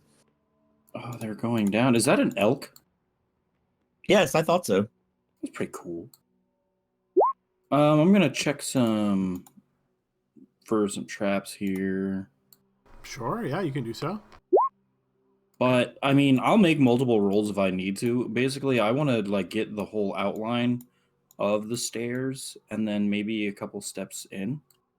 For east, I'm going to say that search is going to cover that general vicinity, and you do not detect any traps. Now, again, you can see these stairs go down a ways, so you can certainly start descending if you like. If your intent here is to search every so often as it becomes important, obviously let me know. Yeah. I think like it would be so in character for Flint in here to just like slowly go down the stairs. Hang on a second. Hello. Hang on a second. We could move with you. All stay together, perhaps. We need to finish the search of this room, I think, if you don't mind. Oh, I'm thinking when I'm like looking for traps, like I'm not even saying a word. Yeah, Elroy, I just see you. I look around and you're gone. yeah, I think we're basically done. Locke will put his shield up. He takes his bow out, knocks an arrow, and it's just ready to do missile weapons. So we've searched the whole stag and owlbear opening entryway, this whole area here. You've searched this entire room and not found anything out of the ordinary. And yeah, Locke was unable to determine anything significance of the art. Yeah. So, pretty happy with just shooting things that come out of the dark. How about Mr. Roy? What kind of marching order do you want then? Well, let's have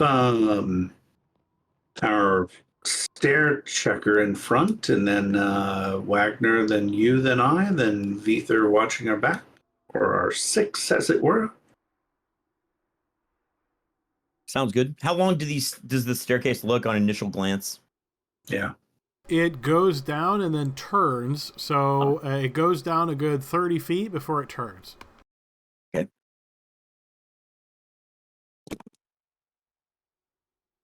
So feel free to put yourself in the order that you're going to descend these steps. They are 10 feet wide, even though it may be off kilter on the map there. So assume if you want, you could go down 2 abreast. If you want, you could go 1 abreast, whatever you want. But line yourselves up on the map right now of how you're descending the stairs. I'm happy being right here next to Wagner. And you can use the Alt key if you're on a PC to move yourself in between squares. All right, is everybody set? That's how they would like to be? Yes. All right, perfect. And Flint, my understanding is you're going down, and then every so often you're stopping and once again searching for traps. Mm-hmm. And the whole time I'm not saying a word to the party. Yeah.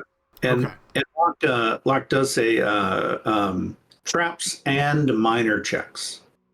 Always look up, my friends. That's how they get you. Yeah, that's how they got us last time. And Flint, is that what you would like to do? So you're going to look for traps and then also rely on your gnomish abilities to see if you can determine any kind of structural failures or anything like that. Yes. Okay, so I'm going to ask you to give me 2 thieves, 2 find traps, and 2 gnome checks to represent your efforts getting down. Very good. All right, so you move down some distance, finding no traps, nothing sets off or anything, so seems pretty confirmed. You're obviously descending. You can tell that pretty easily. There's no unsafe stone here. Altogether, you feel like this is pretty typical. You're descending into the earth, and you notice that the stairs then turn to the north. Now, from where you're standing, looking down, there's another 30 feet of pathway, and then the stairs come to an end where there is a floor.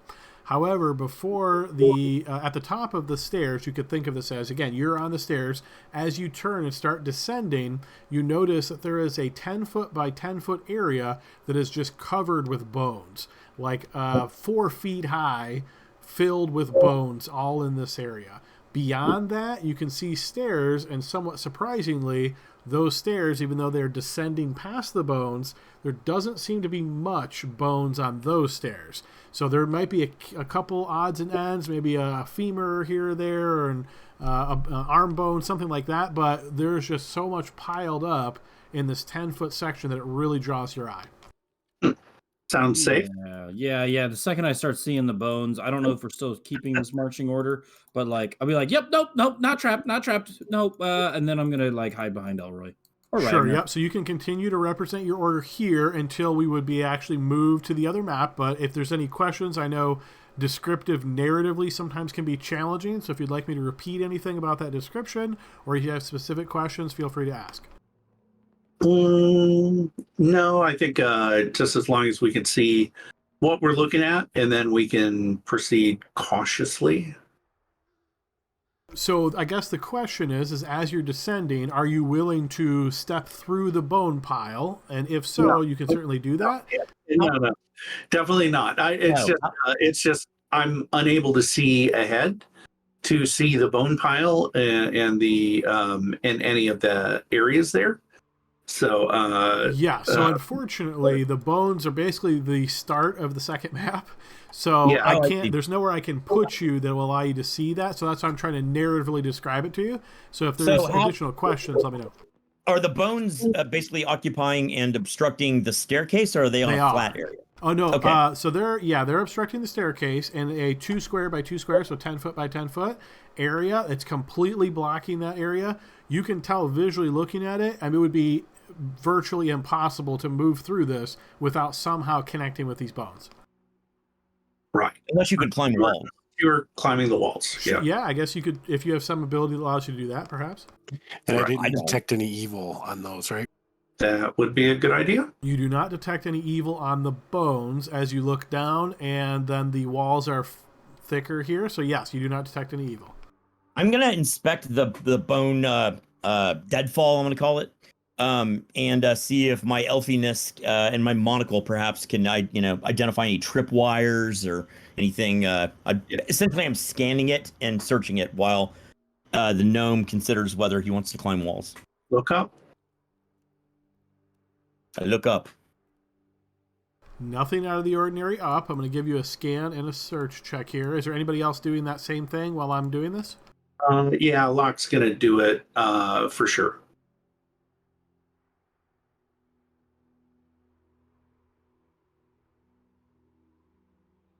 Okay. Locke and Elroy, you take some time to scan and search this area, but you do not find any tripwires, anything out of the ordinary. Gotcha. Now, I'm going to turn around and I'm going to look up the stairs and see if there is anything up that way. And I'm going to move back up the stairs looking at the ceiling to see if I can see anything there. I'm going to do a search check as well, and I'm going to have Elroy and the rest of the party, so you could just have everybody do it, just to see if something drops down and meets them, on that landing.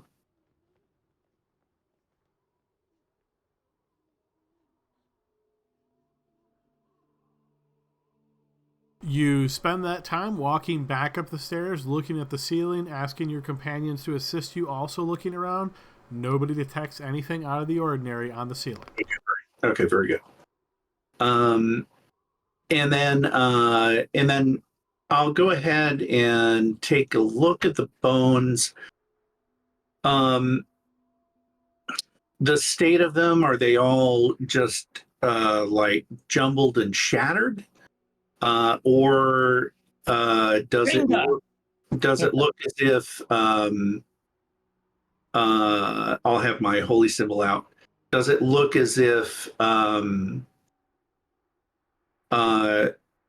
they're whole, if you will? This looks like a pile of bones. As you look at it over, you can see many of the bones look gnawed as though they've been chewed on. Okay. And then, but if I look at them, there's none on the stairs behind me. Correct. So it's not as if, a harpy would have just tossed it down the stairs and it just stopped where it lay. They're suddenly all in this corner, right? So they occupy this section of the stairs. So basically, right when the stairs turn and you're at the top of the stairs there, that's where they're at. Yeah. Okay, so it what you just described, like if the harpy had thrown bones down, would it logically have landed here? That seems logical, yes. Yeah, but I would think some of them would stop on some of the stairs. I don't think the harpies are Michael Jordan and they're going to hit the same area every single time. They have a cleaning lady. So perhaps you may draw an inference here that it is intentionally piled up this way, yes. Mm-hmm. Okay, gotcha. Now, none of them are floating in the air as I step back. Yeah, no. Okay, just checking. Just checking. Just checking. So there is a pile of bones here, potentially covering something is what we're thinking, and or it's an alarm. There is that, but I mean, we've already given that away because I'm here. Even though Vither's way back up in the room, I've already given us away. So, what are the wall conditions for climbing? Do they look like an expert could climb it and look around the corner?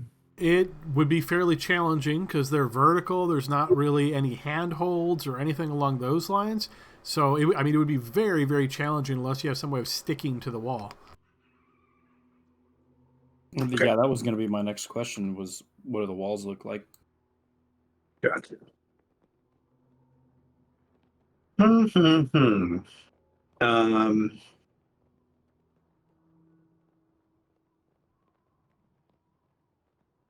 So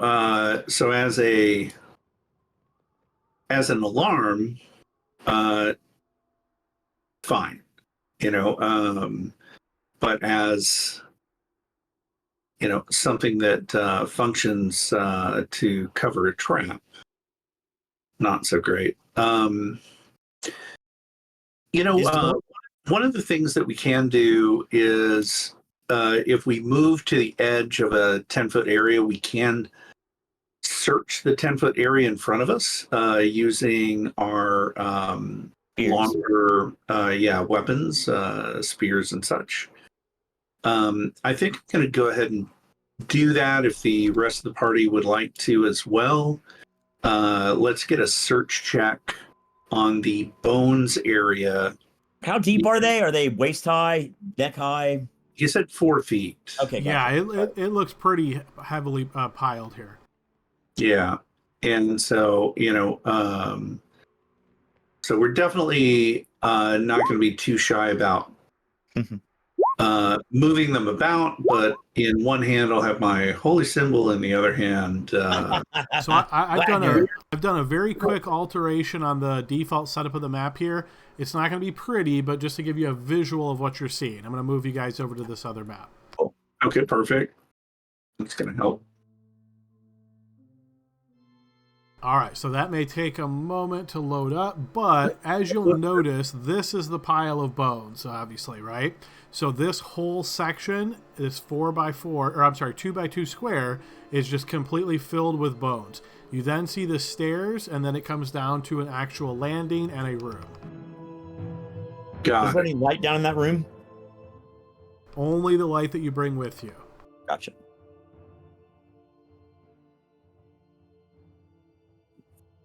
And so search checks. And remind me what specifically. So again, typically, and I'll look to you on this, Dave. If somebody searches an area and they fail to find something, usually you can't search again and then suddenly find it. Is that how this works as well, or can you continually search until potentially you find something? No, yeah, it's correct. You can 24 hours later searching. Perfect. So the fact that you guys have searched this bone pile already, if you were to declare you're going to search again, you're not going to find anything. So, exactly. Yeah. If we've already searched the bone pile, according to your rolls, then, and there's always the elves get the scan check first, and then we do the search. Right. If all of that fails, then we're done. Okay, so far both Locke and Elroy have both scanned and searched this area and found nothing. Okay, and everybody has searched it, correct? Only Locke and Elroy have scanned and searched. The rest of the team searched the hallway. They did not search the bone pile. Let's have them do that.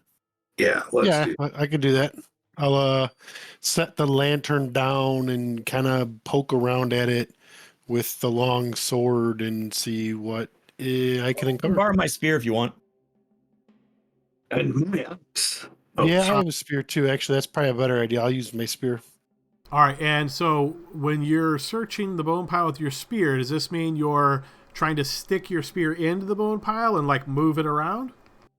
Well, nothing aggressive. Like I might move a bone or two, like to see what's underneath. But no, I'm not just going to start stabbing into it. So you're trying to be very careful that like the disturbance of the bone pile from your spear isn't going to cause them to cascade down the stairs, for example. Correct, sir. Okay, fair enough. So very delicately poking and trying to lift bones with the end of the spear. So I've got Wagner doing that. Flint, are you also searching?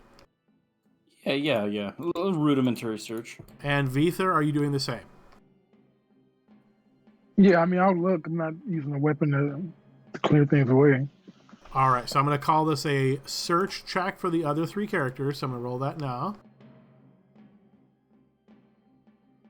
Okay, so Flint, Vither, and Wagner, you all fail to detect anything out of the ordinary. You lift a bone here or there, trying to be very careful with how you manipulate this bone pile. And no, you see nothing out of the ordinary here other than a big old pile of bones. Oh, well, I guess we are thwarted and can go no further. I laugh.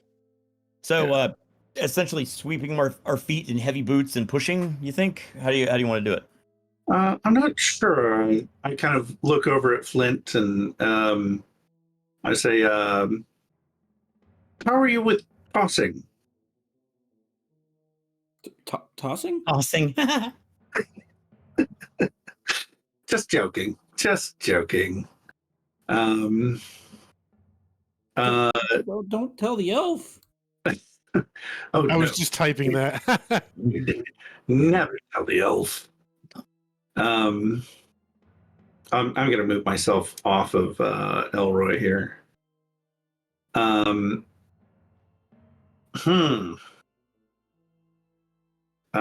Well, I just think we've has the thief done a find remove traps kind of situation? If I'm not mistaken, I'm pretty sure the way that it was kind of described is I did this I did that all the way up until I saw this pile of bones, and I was like, no. Correct. Well, maybe you do it on the bones, because that's, other than that, I think we're just going to start pushing through it, and you might have Here's the piece of stick you remove. Yeah, so Flint, you want to trade places with me, and you can do a find traps.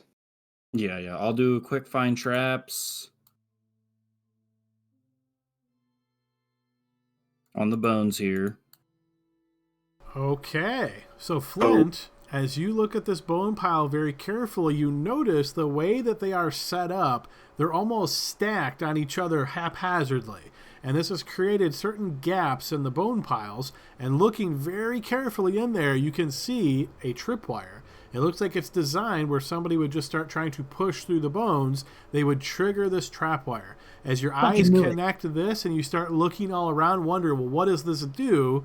You now notice 4 small holes, 2 on the east wall, 2 on the west wall, that aim right down. The holes are about the size of a crossbow bolt.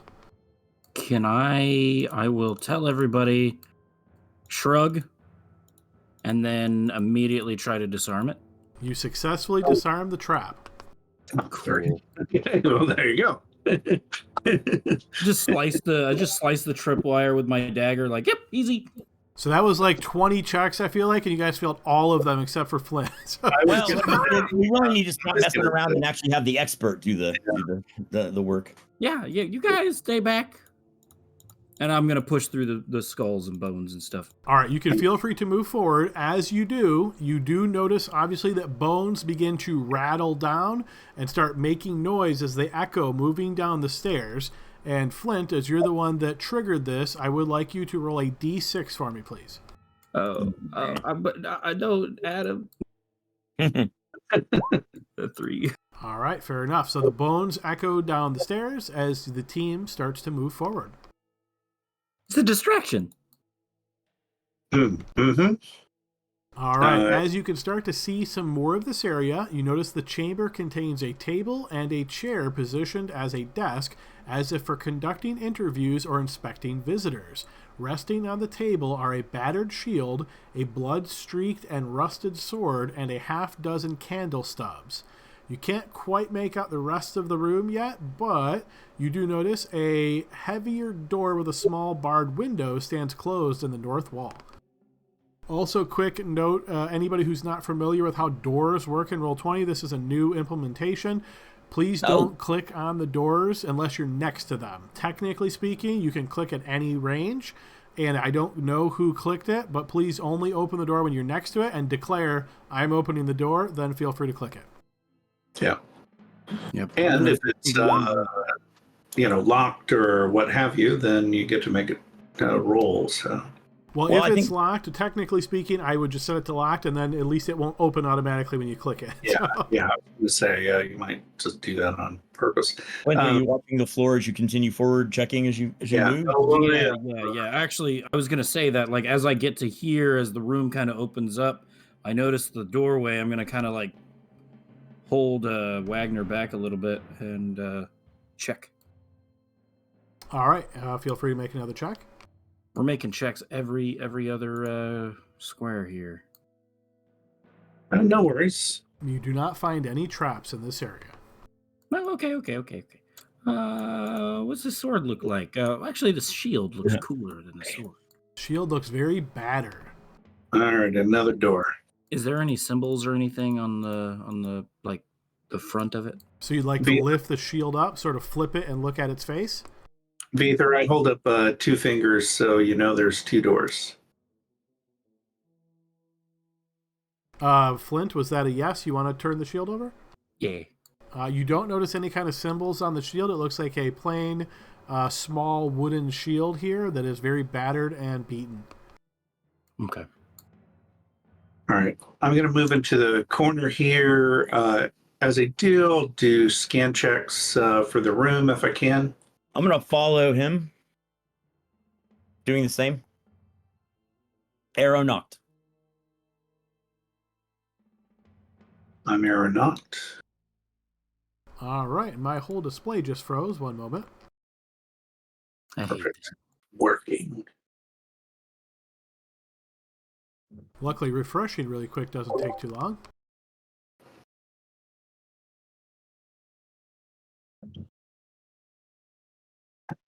Okay, so I've got scan checks for Elroy and Locke. Okay. And with scan checks, you can just like grab the whole room. It'll only do it for elves or half elves.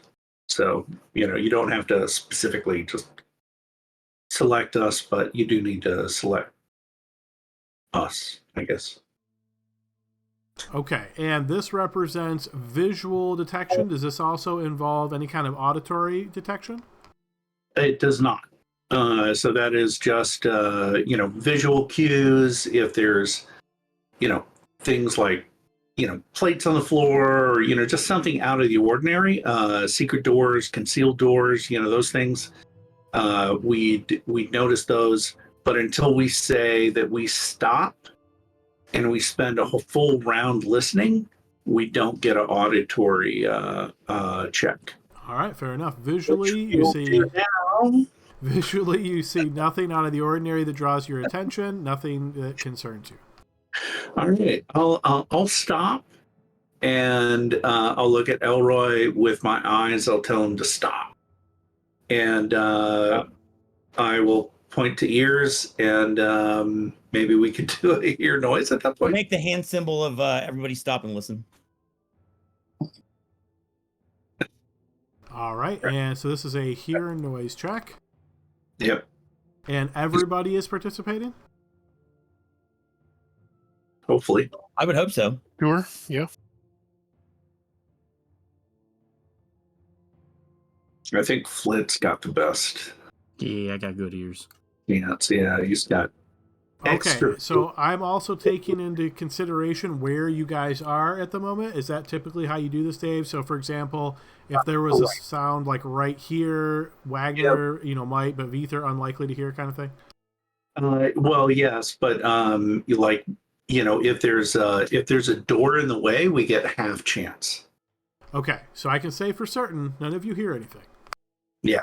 And now, if you do go and you press your ear to the door, or have a cone or something, then you don't get that half chance. But then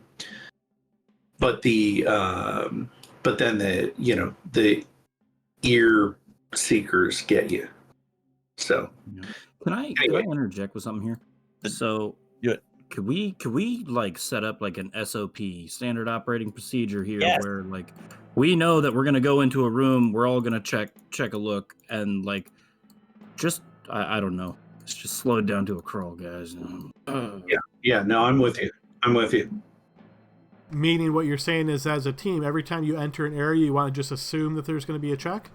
Yeah, if that's okay with everybody else. I'm not Yeah. want to take over the game or anything. I think that's a great suggestion, and you're the thief, so you're the one to make that suggestion too. So yeah, I think the main thing is, we're always going to be cautious, and so based on what the room looks like, we're not just going to immediately all just fly into the room, run around the walls, but otherwise, I think, and let's, maybe that's a good discussion to have in between games in Discord, is sort of, figure out, okay, here's the types of things that we'll do once we feel we're in a comfortable situation. And then honestly, I can even script the whole thing for us, so that, all Adam has to do is say, okay, yeah, you guys want to do that? I'll click the button, or instead of clicking the button, I'll click surprise, and then, haha.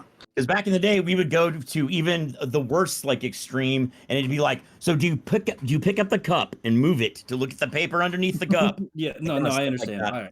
Yeah, all right, I understand. I don't want to get that bad, but that shows you where our paranoia comes from. I understand. Anyway, we don't hear anything. Yeah, no, and so Wagner, which door do you think? The door to the left is ajar. Is it? I'll whisper as I start to move over there. Is that a gap in the Roll20 dynamic lighting, or is it literally? No, it says in the text that the DM type put in the description of the room. Oh, good call. Okay. Yeah, maybe something's been watching us. I think we should take the door to the west. How big is the gap in that left door? It is just slightly ajar, so you can notice that there is this opening, but not enough to be able to see much into the room.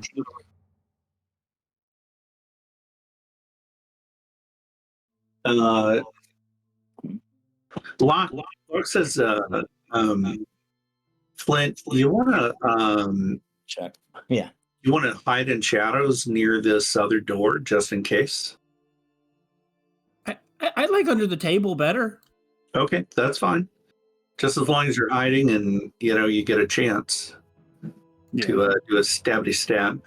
Yeah, I'll do that if Adam's okay with that. Sure. Yeah. So you're trying to hide under the table. Kind of. Yeah. All right. So interestingly, here, does hide in shadows also roll remove traps and search? No. It did. It did. Just FYI. But okay, I got the roll at the top. Adam, just take that. Yeah. All right. So I got you. Yeah. So Flint, you've ducked under the table. I'm actually going to move you here, and this is going to represent you're under the table at this point. Okay. All right. So yeah, I think Wagner's going to hold his shield closely, peer over it, and slowly start opening the door. Yeah, and I've got an arrow knock to shoot through the gap if I see anything. All right. Feel free, Wagner, to go ahead and click on the door icon, and that should open it for you. All right, so what you notice right when you open this door is a horrific scene lies before you. I'm going to go ahead and give you the visual, and then I'm going to read you the description.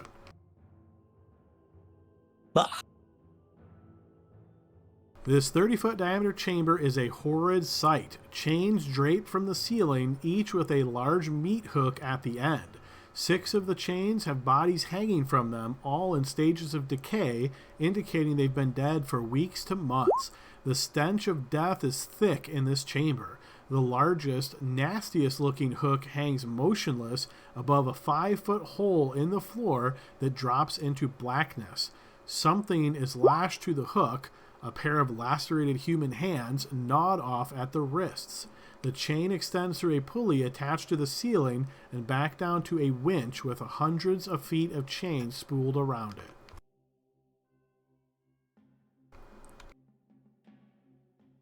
Well, all right. What's through this other door? Let's close that one. No. I was going to try to do detect evil in there, but it's giving me something weird. I think we determined for some reason it only works for the GM. Let me see if this will work if I try it. No, actually it's not. Maybe it crashed again. Let me reset the sandbox.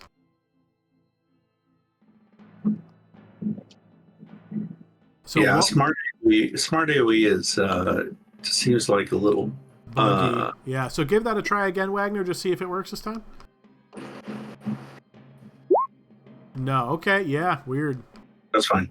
I'll be testing it between games, but yep, yeah. No worries. So you detect evil looking towards these bodies and into this room, but no, you do not detect any evil in there, Wagner. Shockingly, I detect no evil in this room. Oh well, it's safe then. I haven't seen what's in there. Well, we can find out. Elroy, what do you think?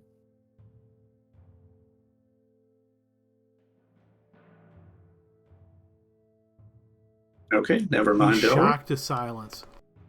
Yes. I was muted the whole time. I'm sorry. Yeah, I'll say before we go through that north door, we should definitely check these areas out. Well, Elroy, Wagner's already there, so why don't you give him a follow?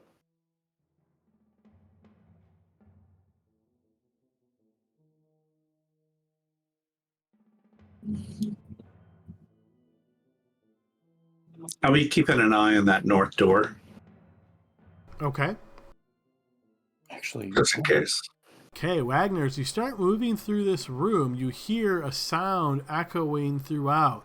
You hear this deep, sort of ominous voice that says, "And now, this." And you hear, "Ah!"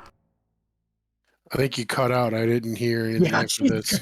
I think that was on purpose. It was indeed, yes. You hear the sound, if it wasn't clear, you hear the sound of someone being tortured.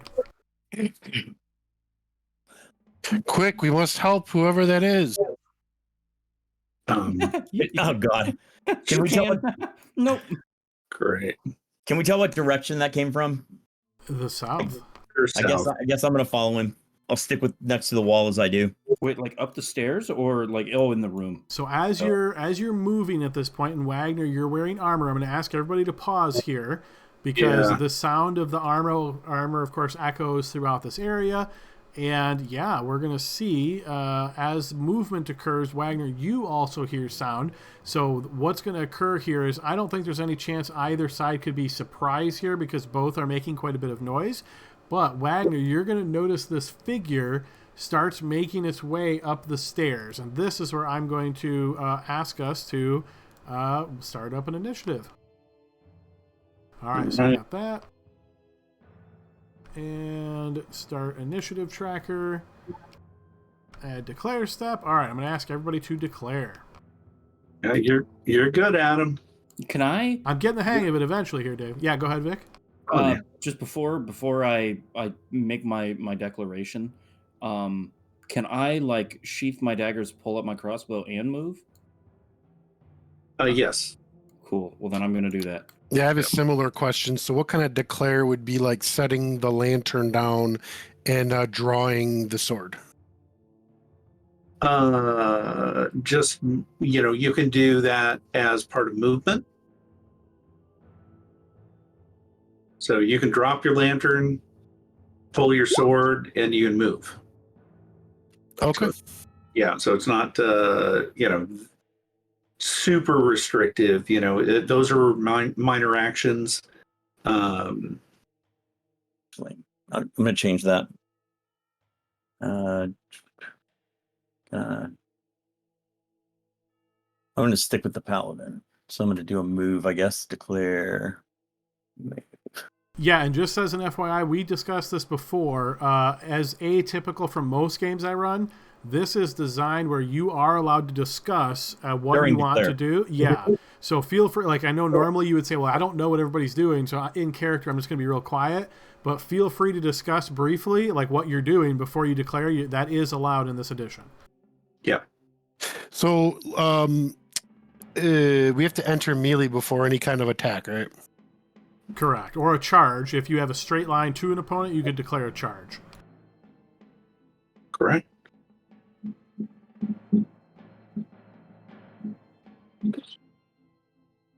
And I don't remember exactly how it worked, but I think I'm going to take the parry, I believe.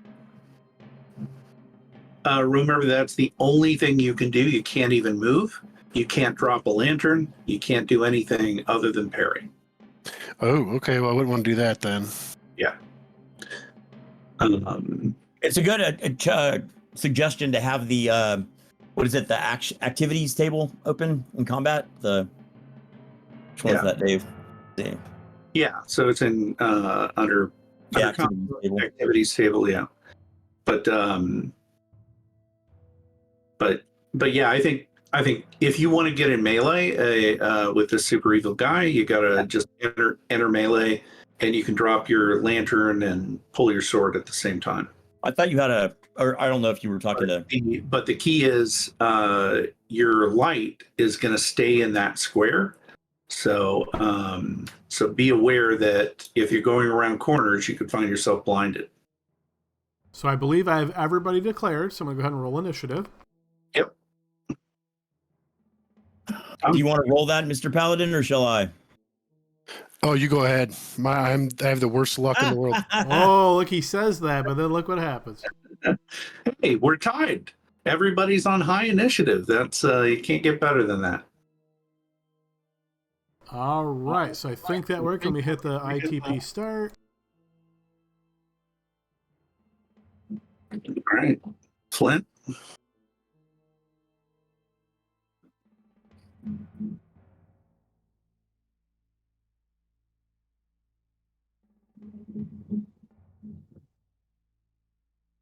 All right, yeah, so we are on Flint's turn. You're at the top of the order here.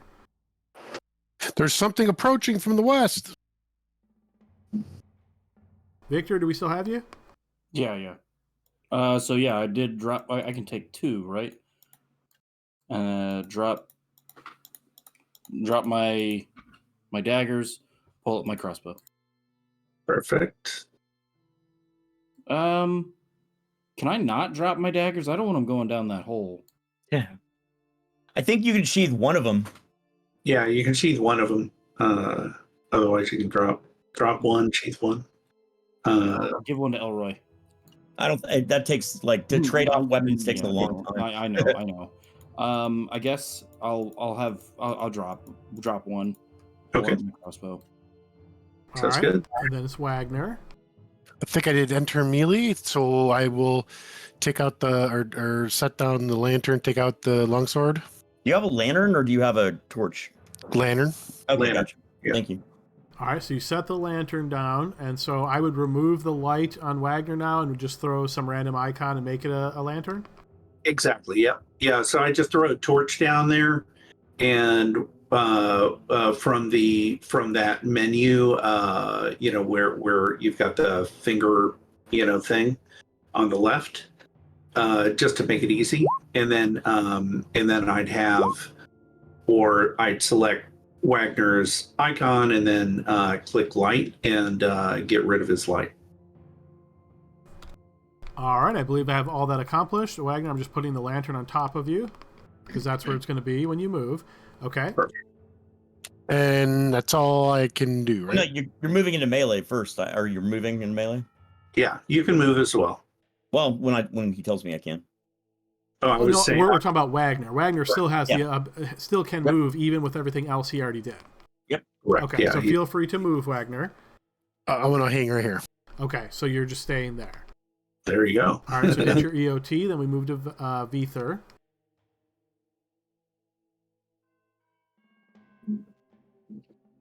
All right, lock.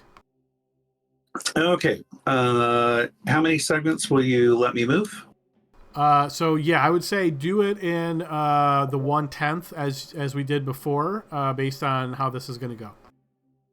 Okay. And so I am taking delay because I'm going to go ahead and equip my shield. Okay. So that'll just. I don't think there's any timed actions, so I think I'm good. And I'm going to move down next to my buddy Wagner here.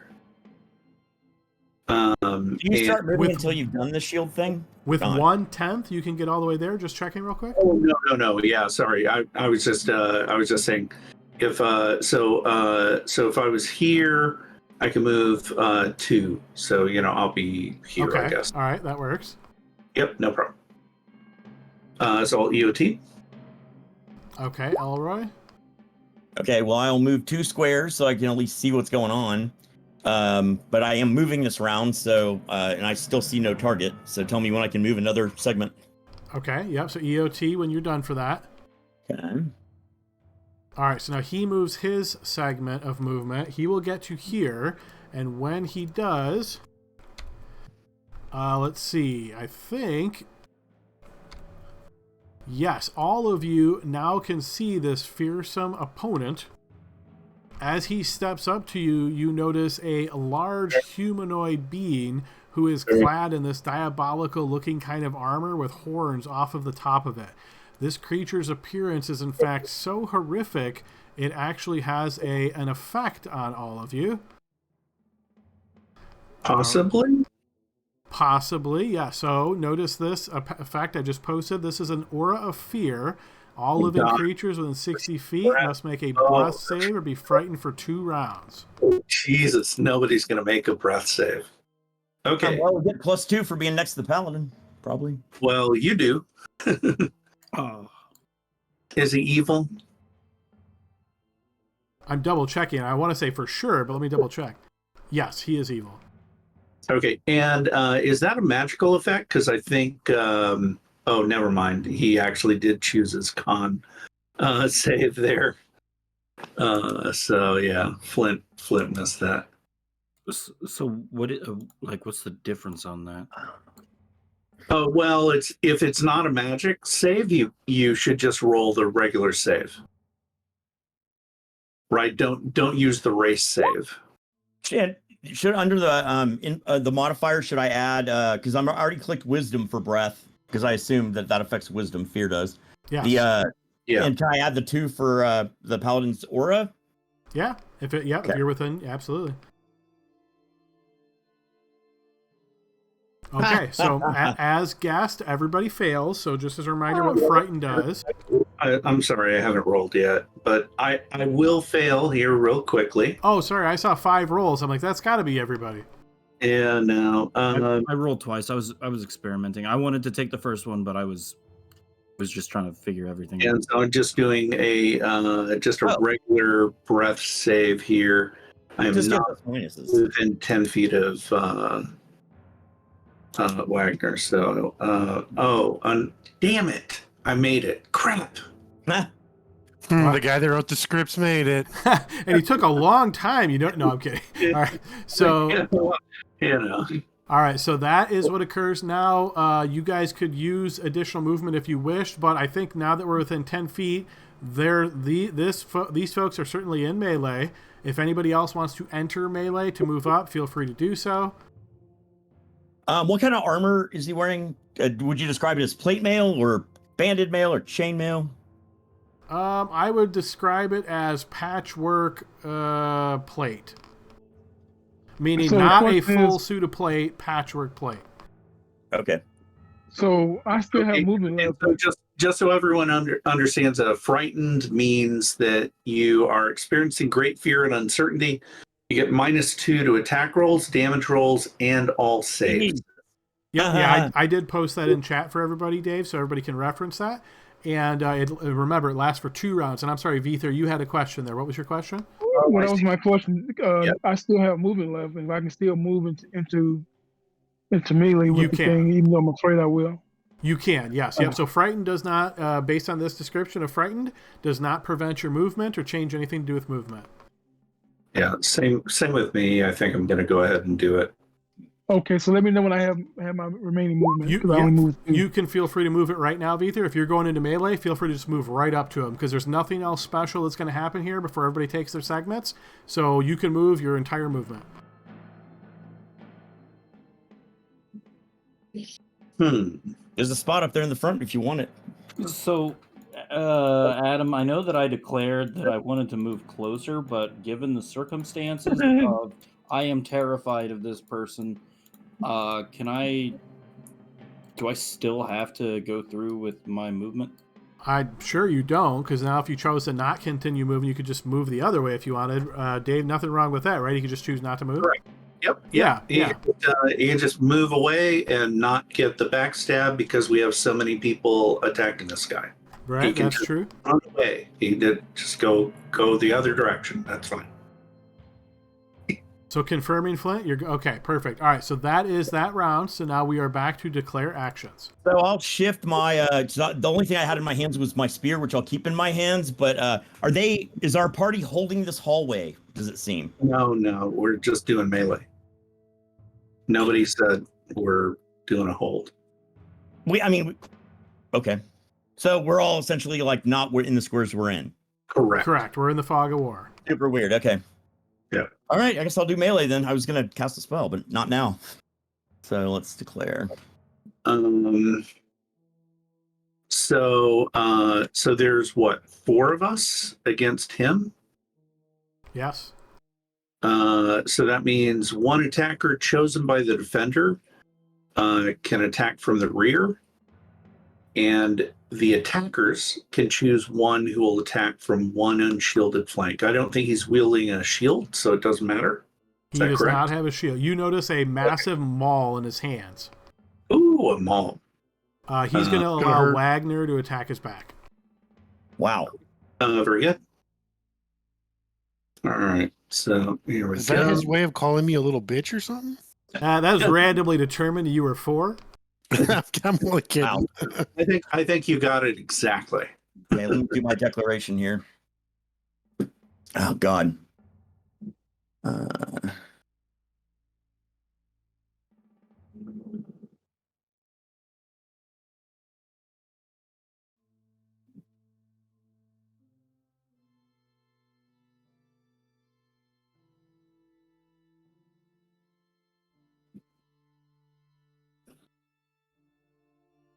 All right, I think I need one more declaration, just double checking. Yep. Yeah, it's me. Sorry. Sorry. Does he do we see like his mouth moving and his chest sweaty and like other little details like that, or I will say he, based on the helmet, it's kind of blocking a lot of the facial expressions you might be able to make otherwise. But yes, you definitely notice like a heaving chest as he's like approaching with this maul dragged behind him. You can hear it kind of rattling as the head of the maul bangs on the ground as he starts lifting it as he engages you guys in combat.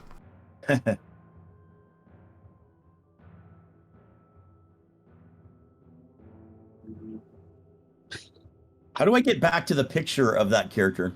Or can I not? That there? Yeah. Wow.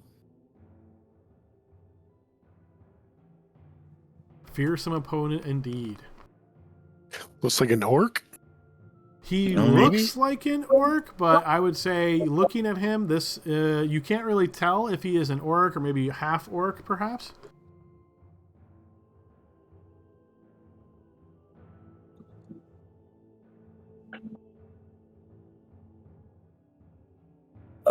And just checking, Dave, are you still deciding? No, I declared. I don't see your declaration. That might be a problem there. I'll copy it and whisper it to you. I don't know why it didn't come across. I've always seen. I'm also gonna don my shield, so I'll be delayed either way. These have never.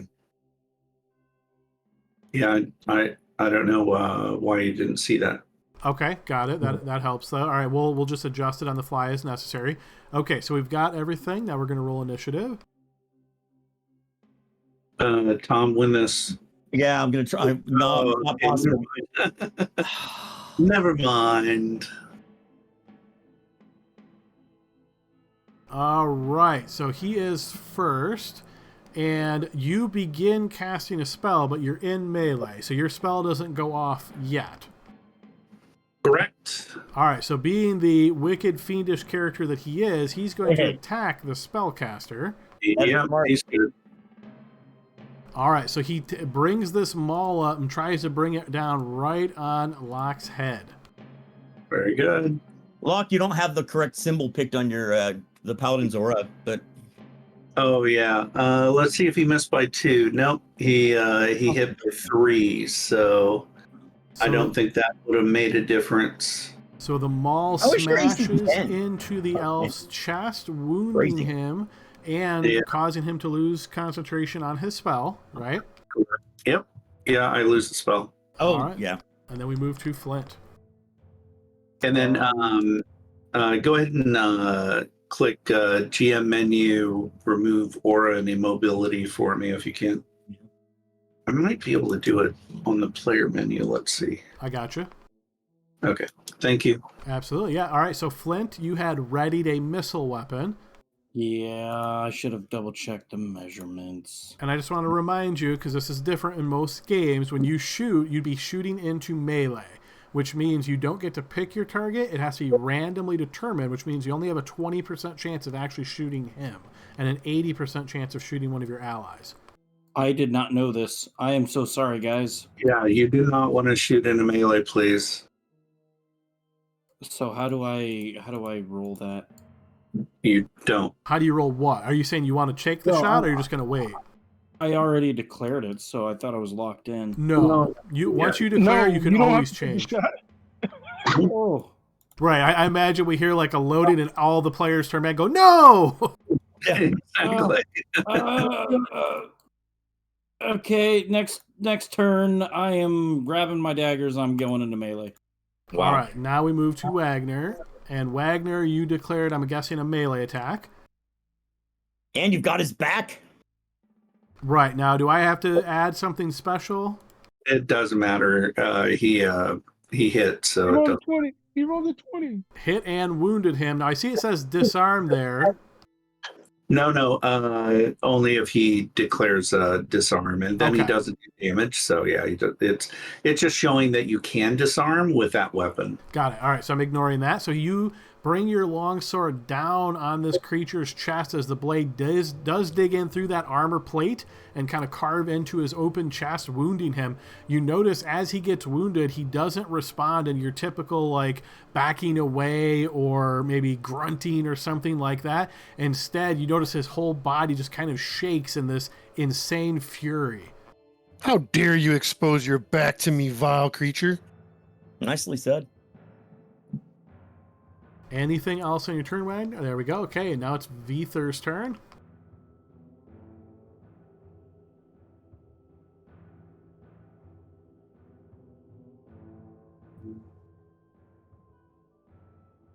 And Vethur, it looks like you also declared a melee attack.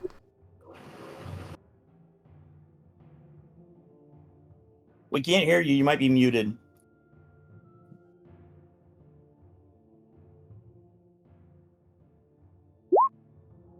All right, Vethur, you swing off that light flail, but do not connect.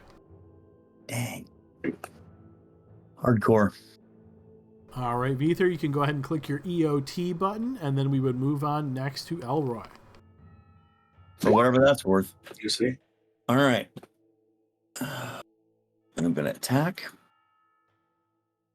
And heavy mace. And I didn't even think about this. Is the frightened -2 being factored into all these rolls? Oh, shit. It's not. So just double What checking. you need to do is if you click your so Wagner would have hit. Yep. But yeah, if you click your token, and then you go all the way down, you'll see that there is a -2 at the Oh, it is very already bottom. modified. Wow, cool. Attack -2, and yeah, if you put that, then you get a -2. Excellent. I All put right, mine yeah. in Maybelline. I'm sorry, say that again, Vethur. You put that modifier where for you?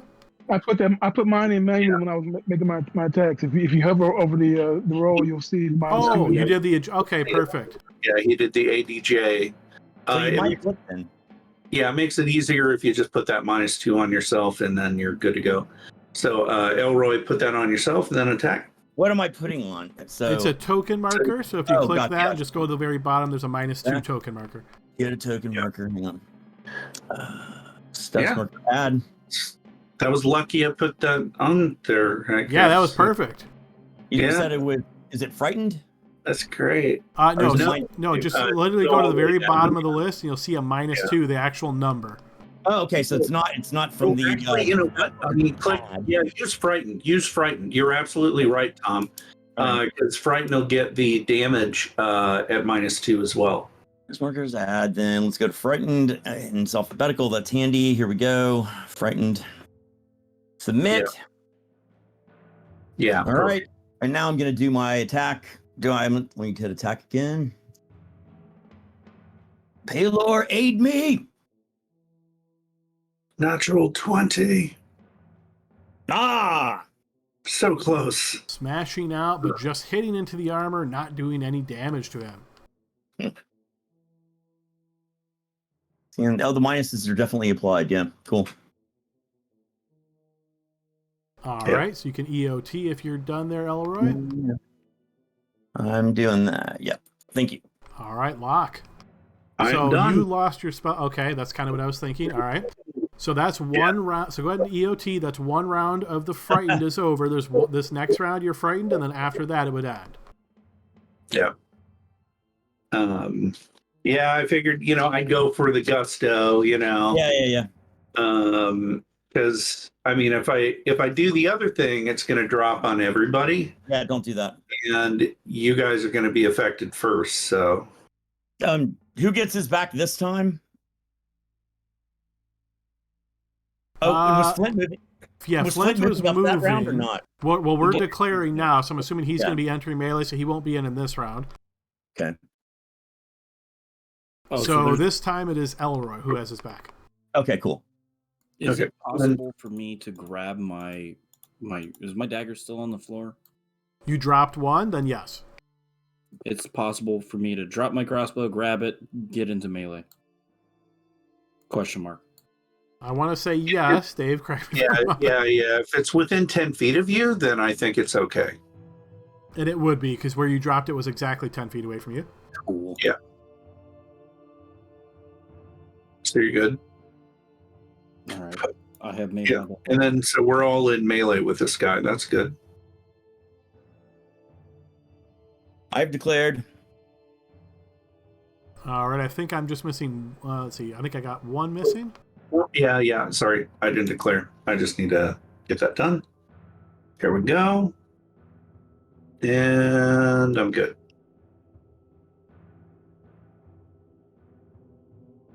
Initiative, come on, God's light. Hey, Why didn't you roll that last time? let's go. There you go. All right, so we start with Flint, who is declared movement. Yep. So can I just take all that since I already know what I'm doing? Or... Yes. Yep, if you want to move, go ahead. You're basically just entering the melee, right? Yep. Well, I'm also grabbing my daggers, dropping my Yes. crossbow. I will let it lay there. Okay, fair enough. Yep, you do so. So you have done that and moved into melee, and you can feel free to EOT then. All right. Here's my my attack and miss. Yeah, there it is. Indeed, yes. I'll EOT. All right, Vether. Yeah, that's a AC3. We're gonna miss this for a while. Oh, AC3, AD3. Yes. All right, you swing out with the light flail, smacking him in the arm. On the other side, wounding him again. And he doesn't flinch or anything this time either? If anything, you can tell he's being physically hurt, but it seems almost like a sadist. He's enjoying the pain. All right. And Locke will switch weapons at this point. By the way. How do I get the +2 for his back? What needs to change on that? Is there a? There is a rear, and so if you click on, Am I selecting it or is the DM? you, Okay. and so modifier that I'm attacking the rear. yeah, so it's a rear attack. You'll find it in there. All right. It looks like a target. Ow, it's half the time you're sending me to the drop-down list, half the time you're sending me to the. Well, I mean, obviously, I'll figure it out. Drop down. You can always go to the drop down. This reminds me of when we first met all you guys, and you're like, well, we bicker like an old couple. Like, here Exactly. we go. Yeah. Yeah. I can't tell which to put on there. So. It's called a rear attack. It's in. Gotcha. Yeah, it's in the drop down. Or again, you can find it about 5 rows down. Rear attack. There we go. Rear attack. Submit. Heavy mace. Yep. Do I need to hit the attack thing again before I hit heavy mace? I'm gonna do it. Yes. Attack. Heavy mace. What the hell? You swing out and just hit into his back, and again, that armor protecting him. Okay, Wagner. Yeah, I parried, assuming he might attack me back, so... Okay, so you've parried. It looks like you got an icon there. Yeah. No, instead, he continues smashing that lock. Yeah. But he'll have a little harder time this time.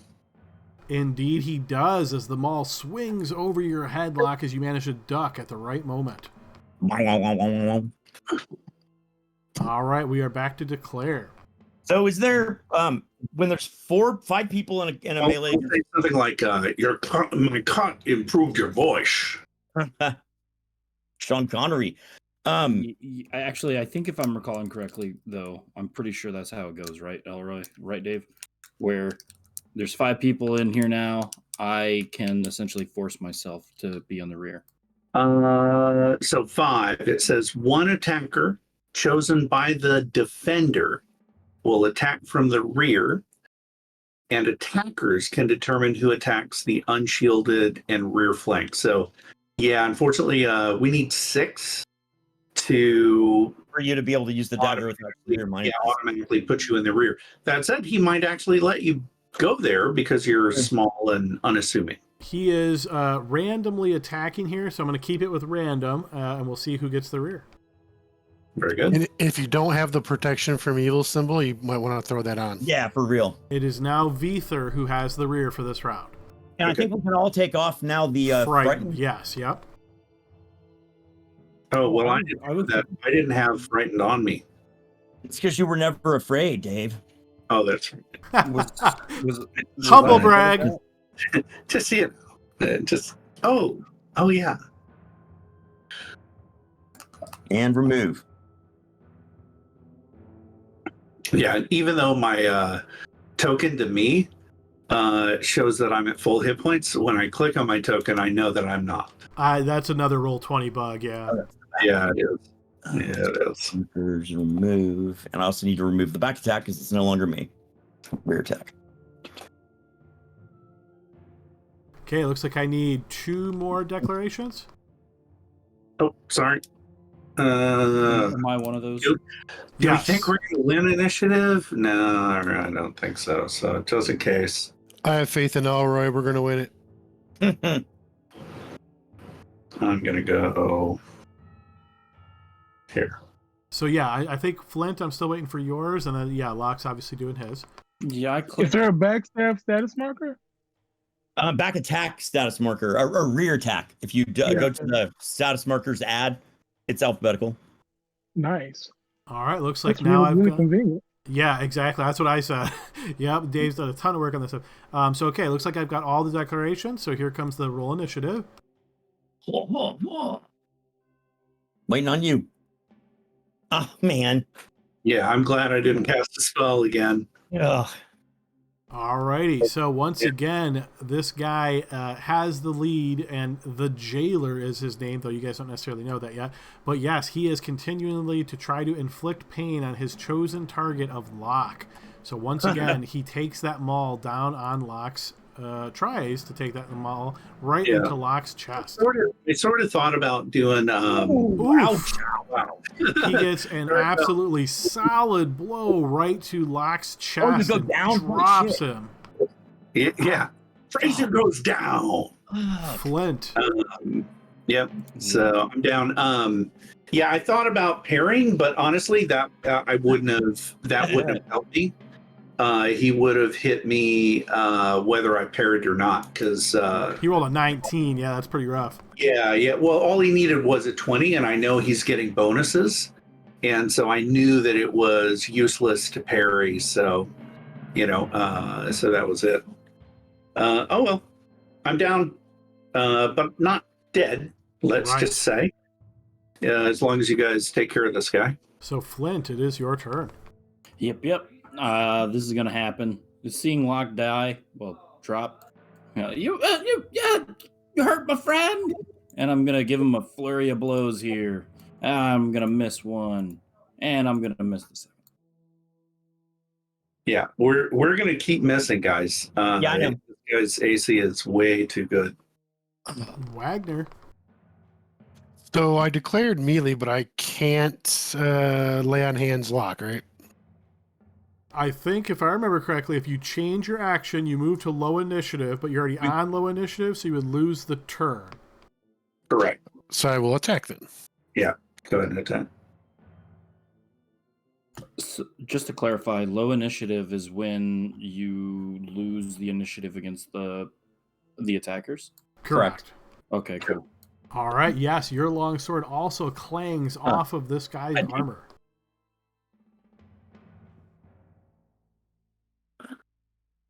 All right, Veether. So Locke is down. Yeah, there's nothing you do, nothing special, so you'll just EOT. I bleed, very happily. That's what I was gonna ask, is if there was a bleed. Bleed is at the very end of the round. Following the round you went down on, you start losing a hit point. Okay. All right, Veether has the rear, swings out, but Oh my not God. able to connect with this big creature. All right, Elroy. My God. Well, I can't change my thing either, so let me Correct. go ahead and miss. So let's see. Yeah. Heck. Yeah, it's just down to the luck of the dice at this point, because we need such high rolls. You need a natural 20, by the way, Tom, to hit him. Yeah, I should be taking multiple attacks then. Okay, Elroy, you're going to miss as well. Yeah, of course I am. All right. Fuck. So in our declarations in Elven, we should probably discuss what we're gonna do. So one thing I am noticing, which is kind of interesting here, like the light flail said versus AC 3, but the heavy mace says versus AC 0. Why is that? It has to do with the armored defense that you set up for the guy. So yes, his armor that's coming from his armor. Yeah, exactly.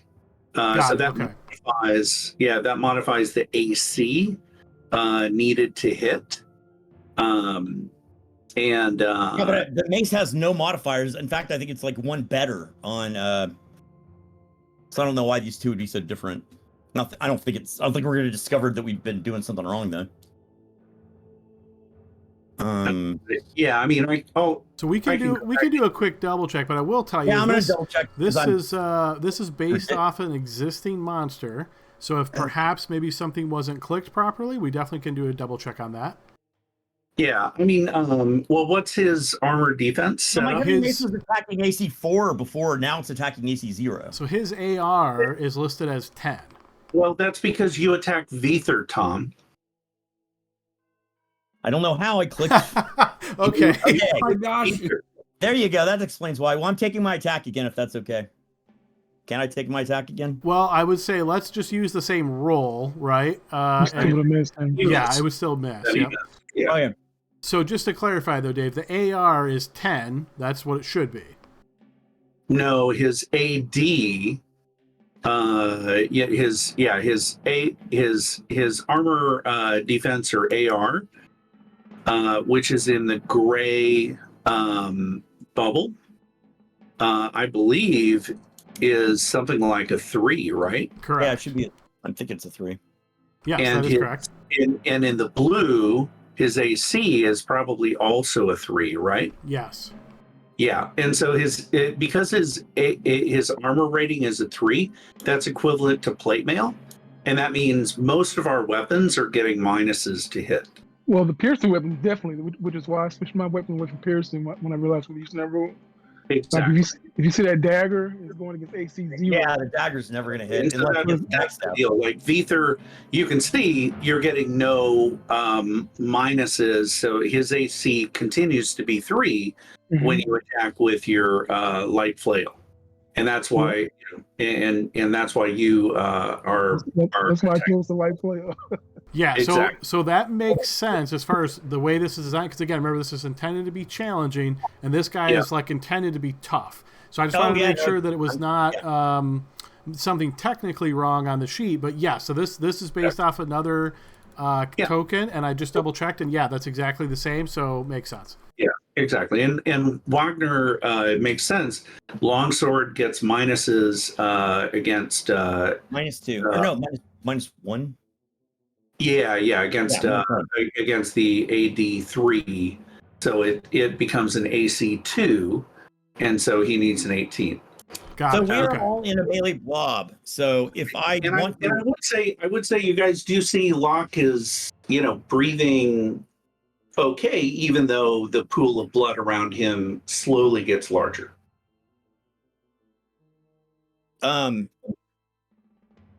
I'll say in Gnomish during this declaration. I don't remember who got the fucking potions of healing. Sorry for the cursing. I got one. I'm pretty sure it was Vether and Wagner. Yeah, I have one too. Sorry for the cursing. No, it's all good. And you have an AC -1. I'm just looking at his rolls against you. He just rolled like a giant. God. That's a dice game, right? Sometimes that's how the dice roll, Yeah. Exactly. All right. Well, does somebody want to try to heal him? Anybody who's not doing much want to try to do that? I've already declared. I forgot. Can I redeclare? Yeah, I'll declare it. It's declaring time. So I might need. I don't know the rules on this. I know briefly, but there's no equivalency to disengage, right? Not for you at this level. You get that later. There's flee, which means he gets an automatic attack on you. Yeah, but that's the thing. The problem is, if you're trying to do something with my character, we're all in melee, so Yeah. you can't mess with me unless you're in melee anyway. So Could I try to hide? no. All right. Fuck it, I'm gonna try to cast a spell in combat. Yeah, You tried that. You better win initiative. Eventually, it's gonna happen. Nobody's hit him for damage, I don't think. I think you're right. You All right. no, you guys yeah. have definitely heard it. Yeah, we hit it twice. Ether I and know I you hit him. okay. Yeah, Nope. Ether and I both landed a hit. For like what, 2 hit points? So usually what I do is I allow people to see the bar of the enemies, but not the points. So just double checking. I think let me do it this way. Has this guy said anything to indicate that he speaks common? He's at 50%. Okay, yeah, he's taken 10 hit points. Yeah, I think one of us hit him for 8 and the other 2. You heard, so you didn't see him speak, Elroy, but you heard this deep, ominous voice coming from him, and seeing this visage, you connect the two, the voice and this appearance. Okay, so I believe he speaks common. Yes. Okay. All right, fuck it. I'm gonna cast a spell.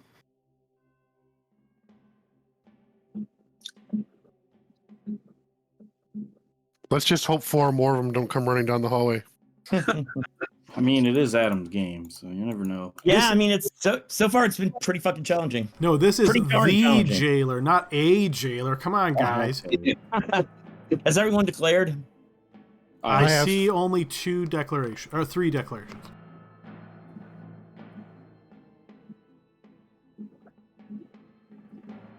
We have to So wrap this obviously- fight up before we're done, or else the suspense will kill me all week. Locke obviously doesn't need to declare, but I think, Elroy, I'm missing your declaration?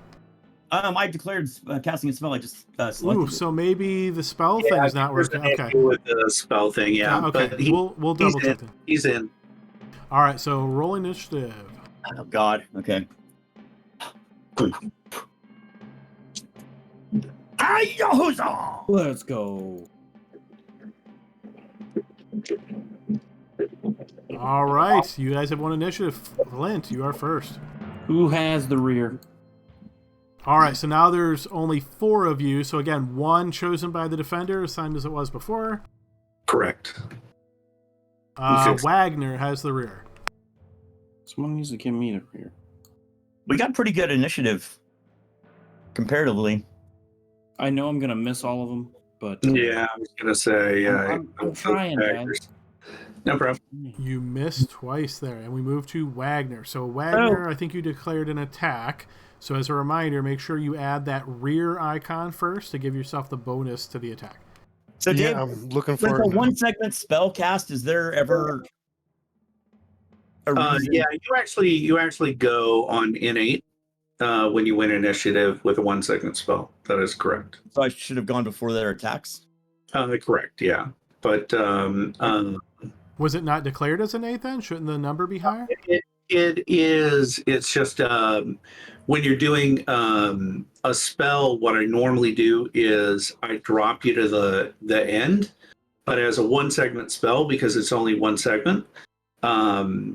Even if we won by, tied, he'd still get his spell off before anything else happens. So it's really, at the end of the day, Tom, if you look at the spell initiative, if you're tied, it has to do with a weird calculation of the weapons, but a 1-second spell always goes first. So So it sounds like we should have moved Elroy to the top. Sounds yeah, like Okay, so and- Elroy, go ahead and declare your spell. I'll put you to the top. That's where you would have been. So go ahead and do your spell. Okay, so now I'm selecting cast spell, and I'm casting command, and I'm commanding him to die.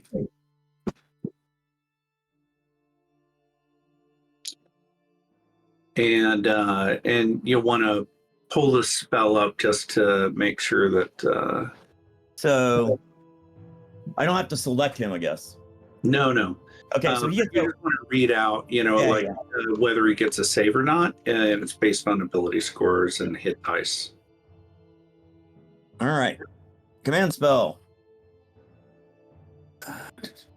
Okay, you need to either have 6 hit dice or an intelligence rating of high, which is 13 intelligence or higher. If you have either of those things, then you get a wisdom save versus spell. Yeah. If you don't have those things, then you just die. Which Oh, you means he dropped drops around. unconscious. Yeah, you You drop unconscious for 1 minute. just for one round. Okay, so he does not have 6 hit dice, and he does not have a high intelligence, so he gets no save and he drops. drops to the ground. Correct. Yeah. Yeah, that was the spell I tried when I got whacked. I know. You rolled badly. Yeah, on initiative, yes. Okay, so because people have already declared they can't do a death blow or anything like that. Correct, but they automatically hit a helpless person, and they can just roll damage. So Flint should have hit with his daggers then. Correct, and so what he would do is he'd attack with ADJ and just add +20, and then it'll just do the regular damage. Okay, yeah, so Flint, do that again. Roll your attacks, click that ADJ tag in the chat to add a +20 modifier when you click on him, so that'll make you auto hit, and then it will post the damage and take it off. Would these count as backstabs? I'm guessing no. If you declare death blow, you do get your backstab damage on top of the death blow damage, so it's pretty crazy. So this death blow mechanic is something that you guys have for this game. That's not a 1E thing, right? Well, it is. If you look at 1E, if you're next to a helpless person, you get multiple attacks and you do maximum damage. And that I just call it death blow because it's not a coup de grace. Because a coup de grace means you spend the whole round and you just kill him. The 1E has this mechanic where if you're next to a helpless person and you attack them in melee, you get double your attacks and you do max damage on every attack. I just call it death blow because it's ridiculously. Yeah, this is just in this case. This is just auto hit and roll damage. Yeah. Okay. All right, so that was Flint, and now Wagner, same thing. When you make your attack, hit the ADJ and add a +20 mod.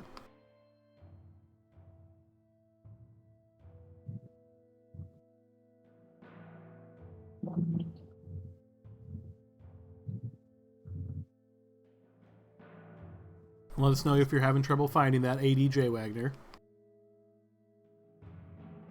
Oh, sorry.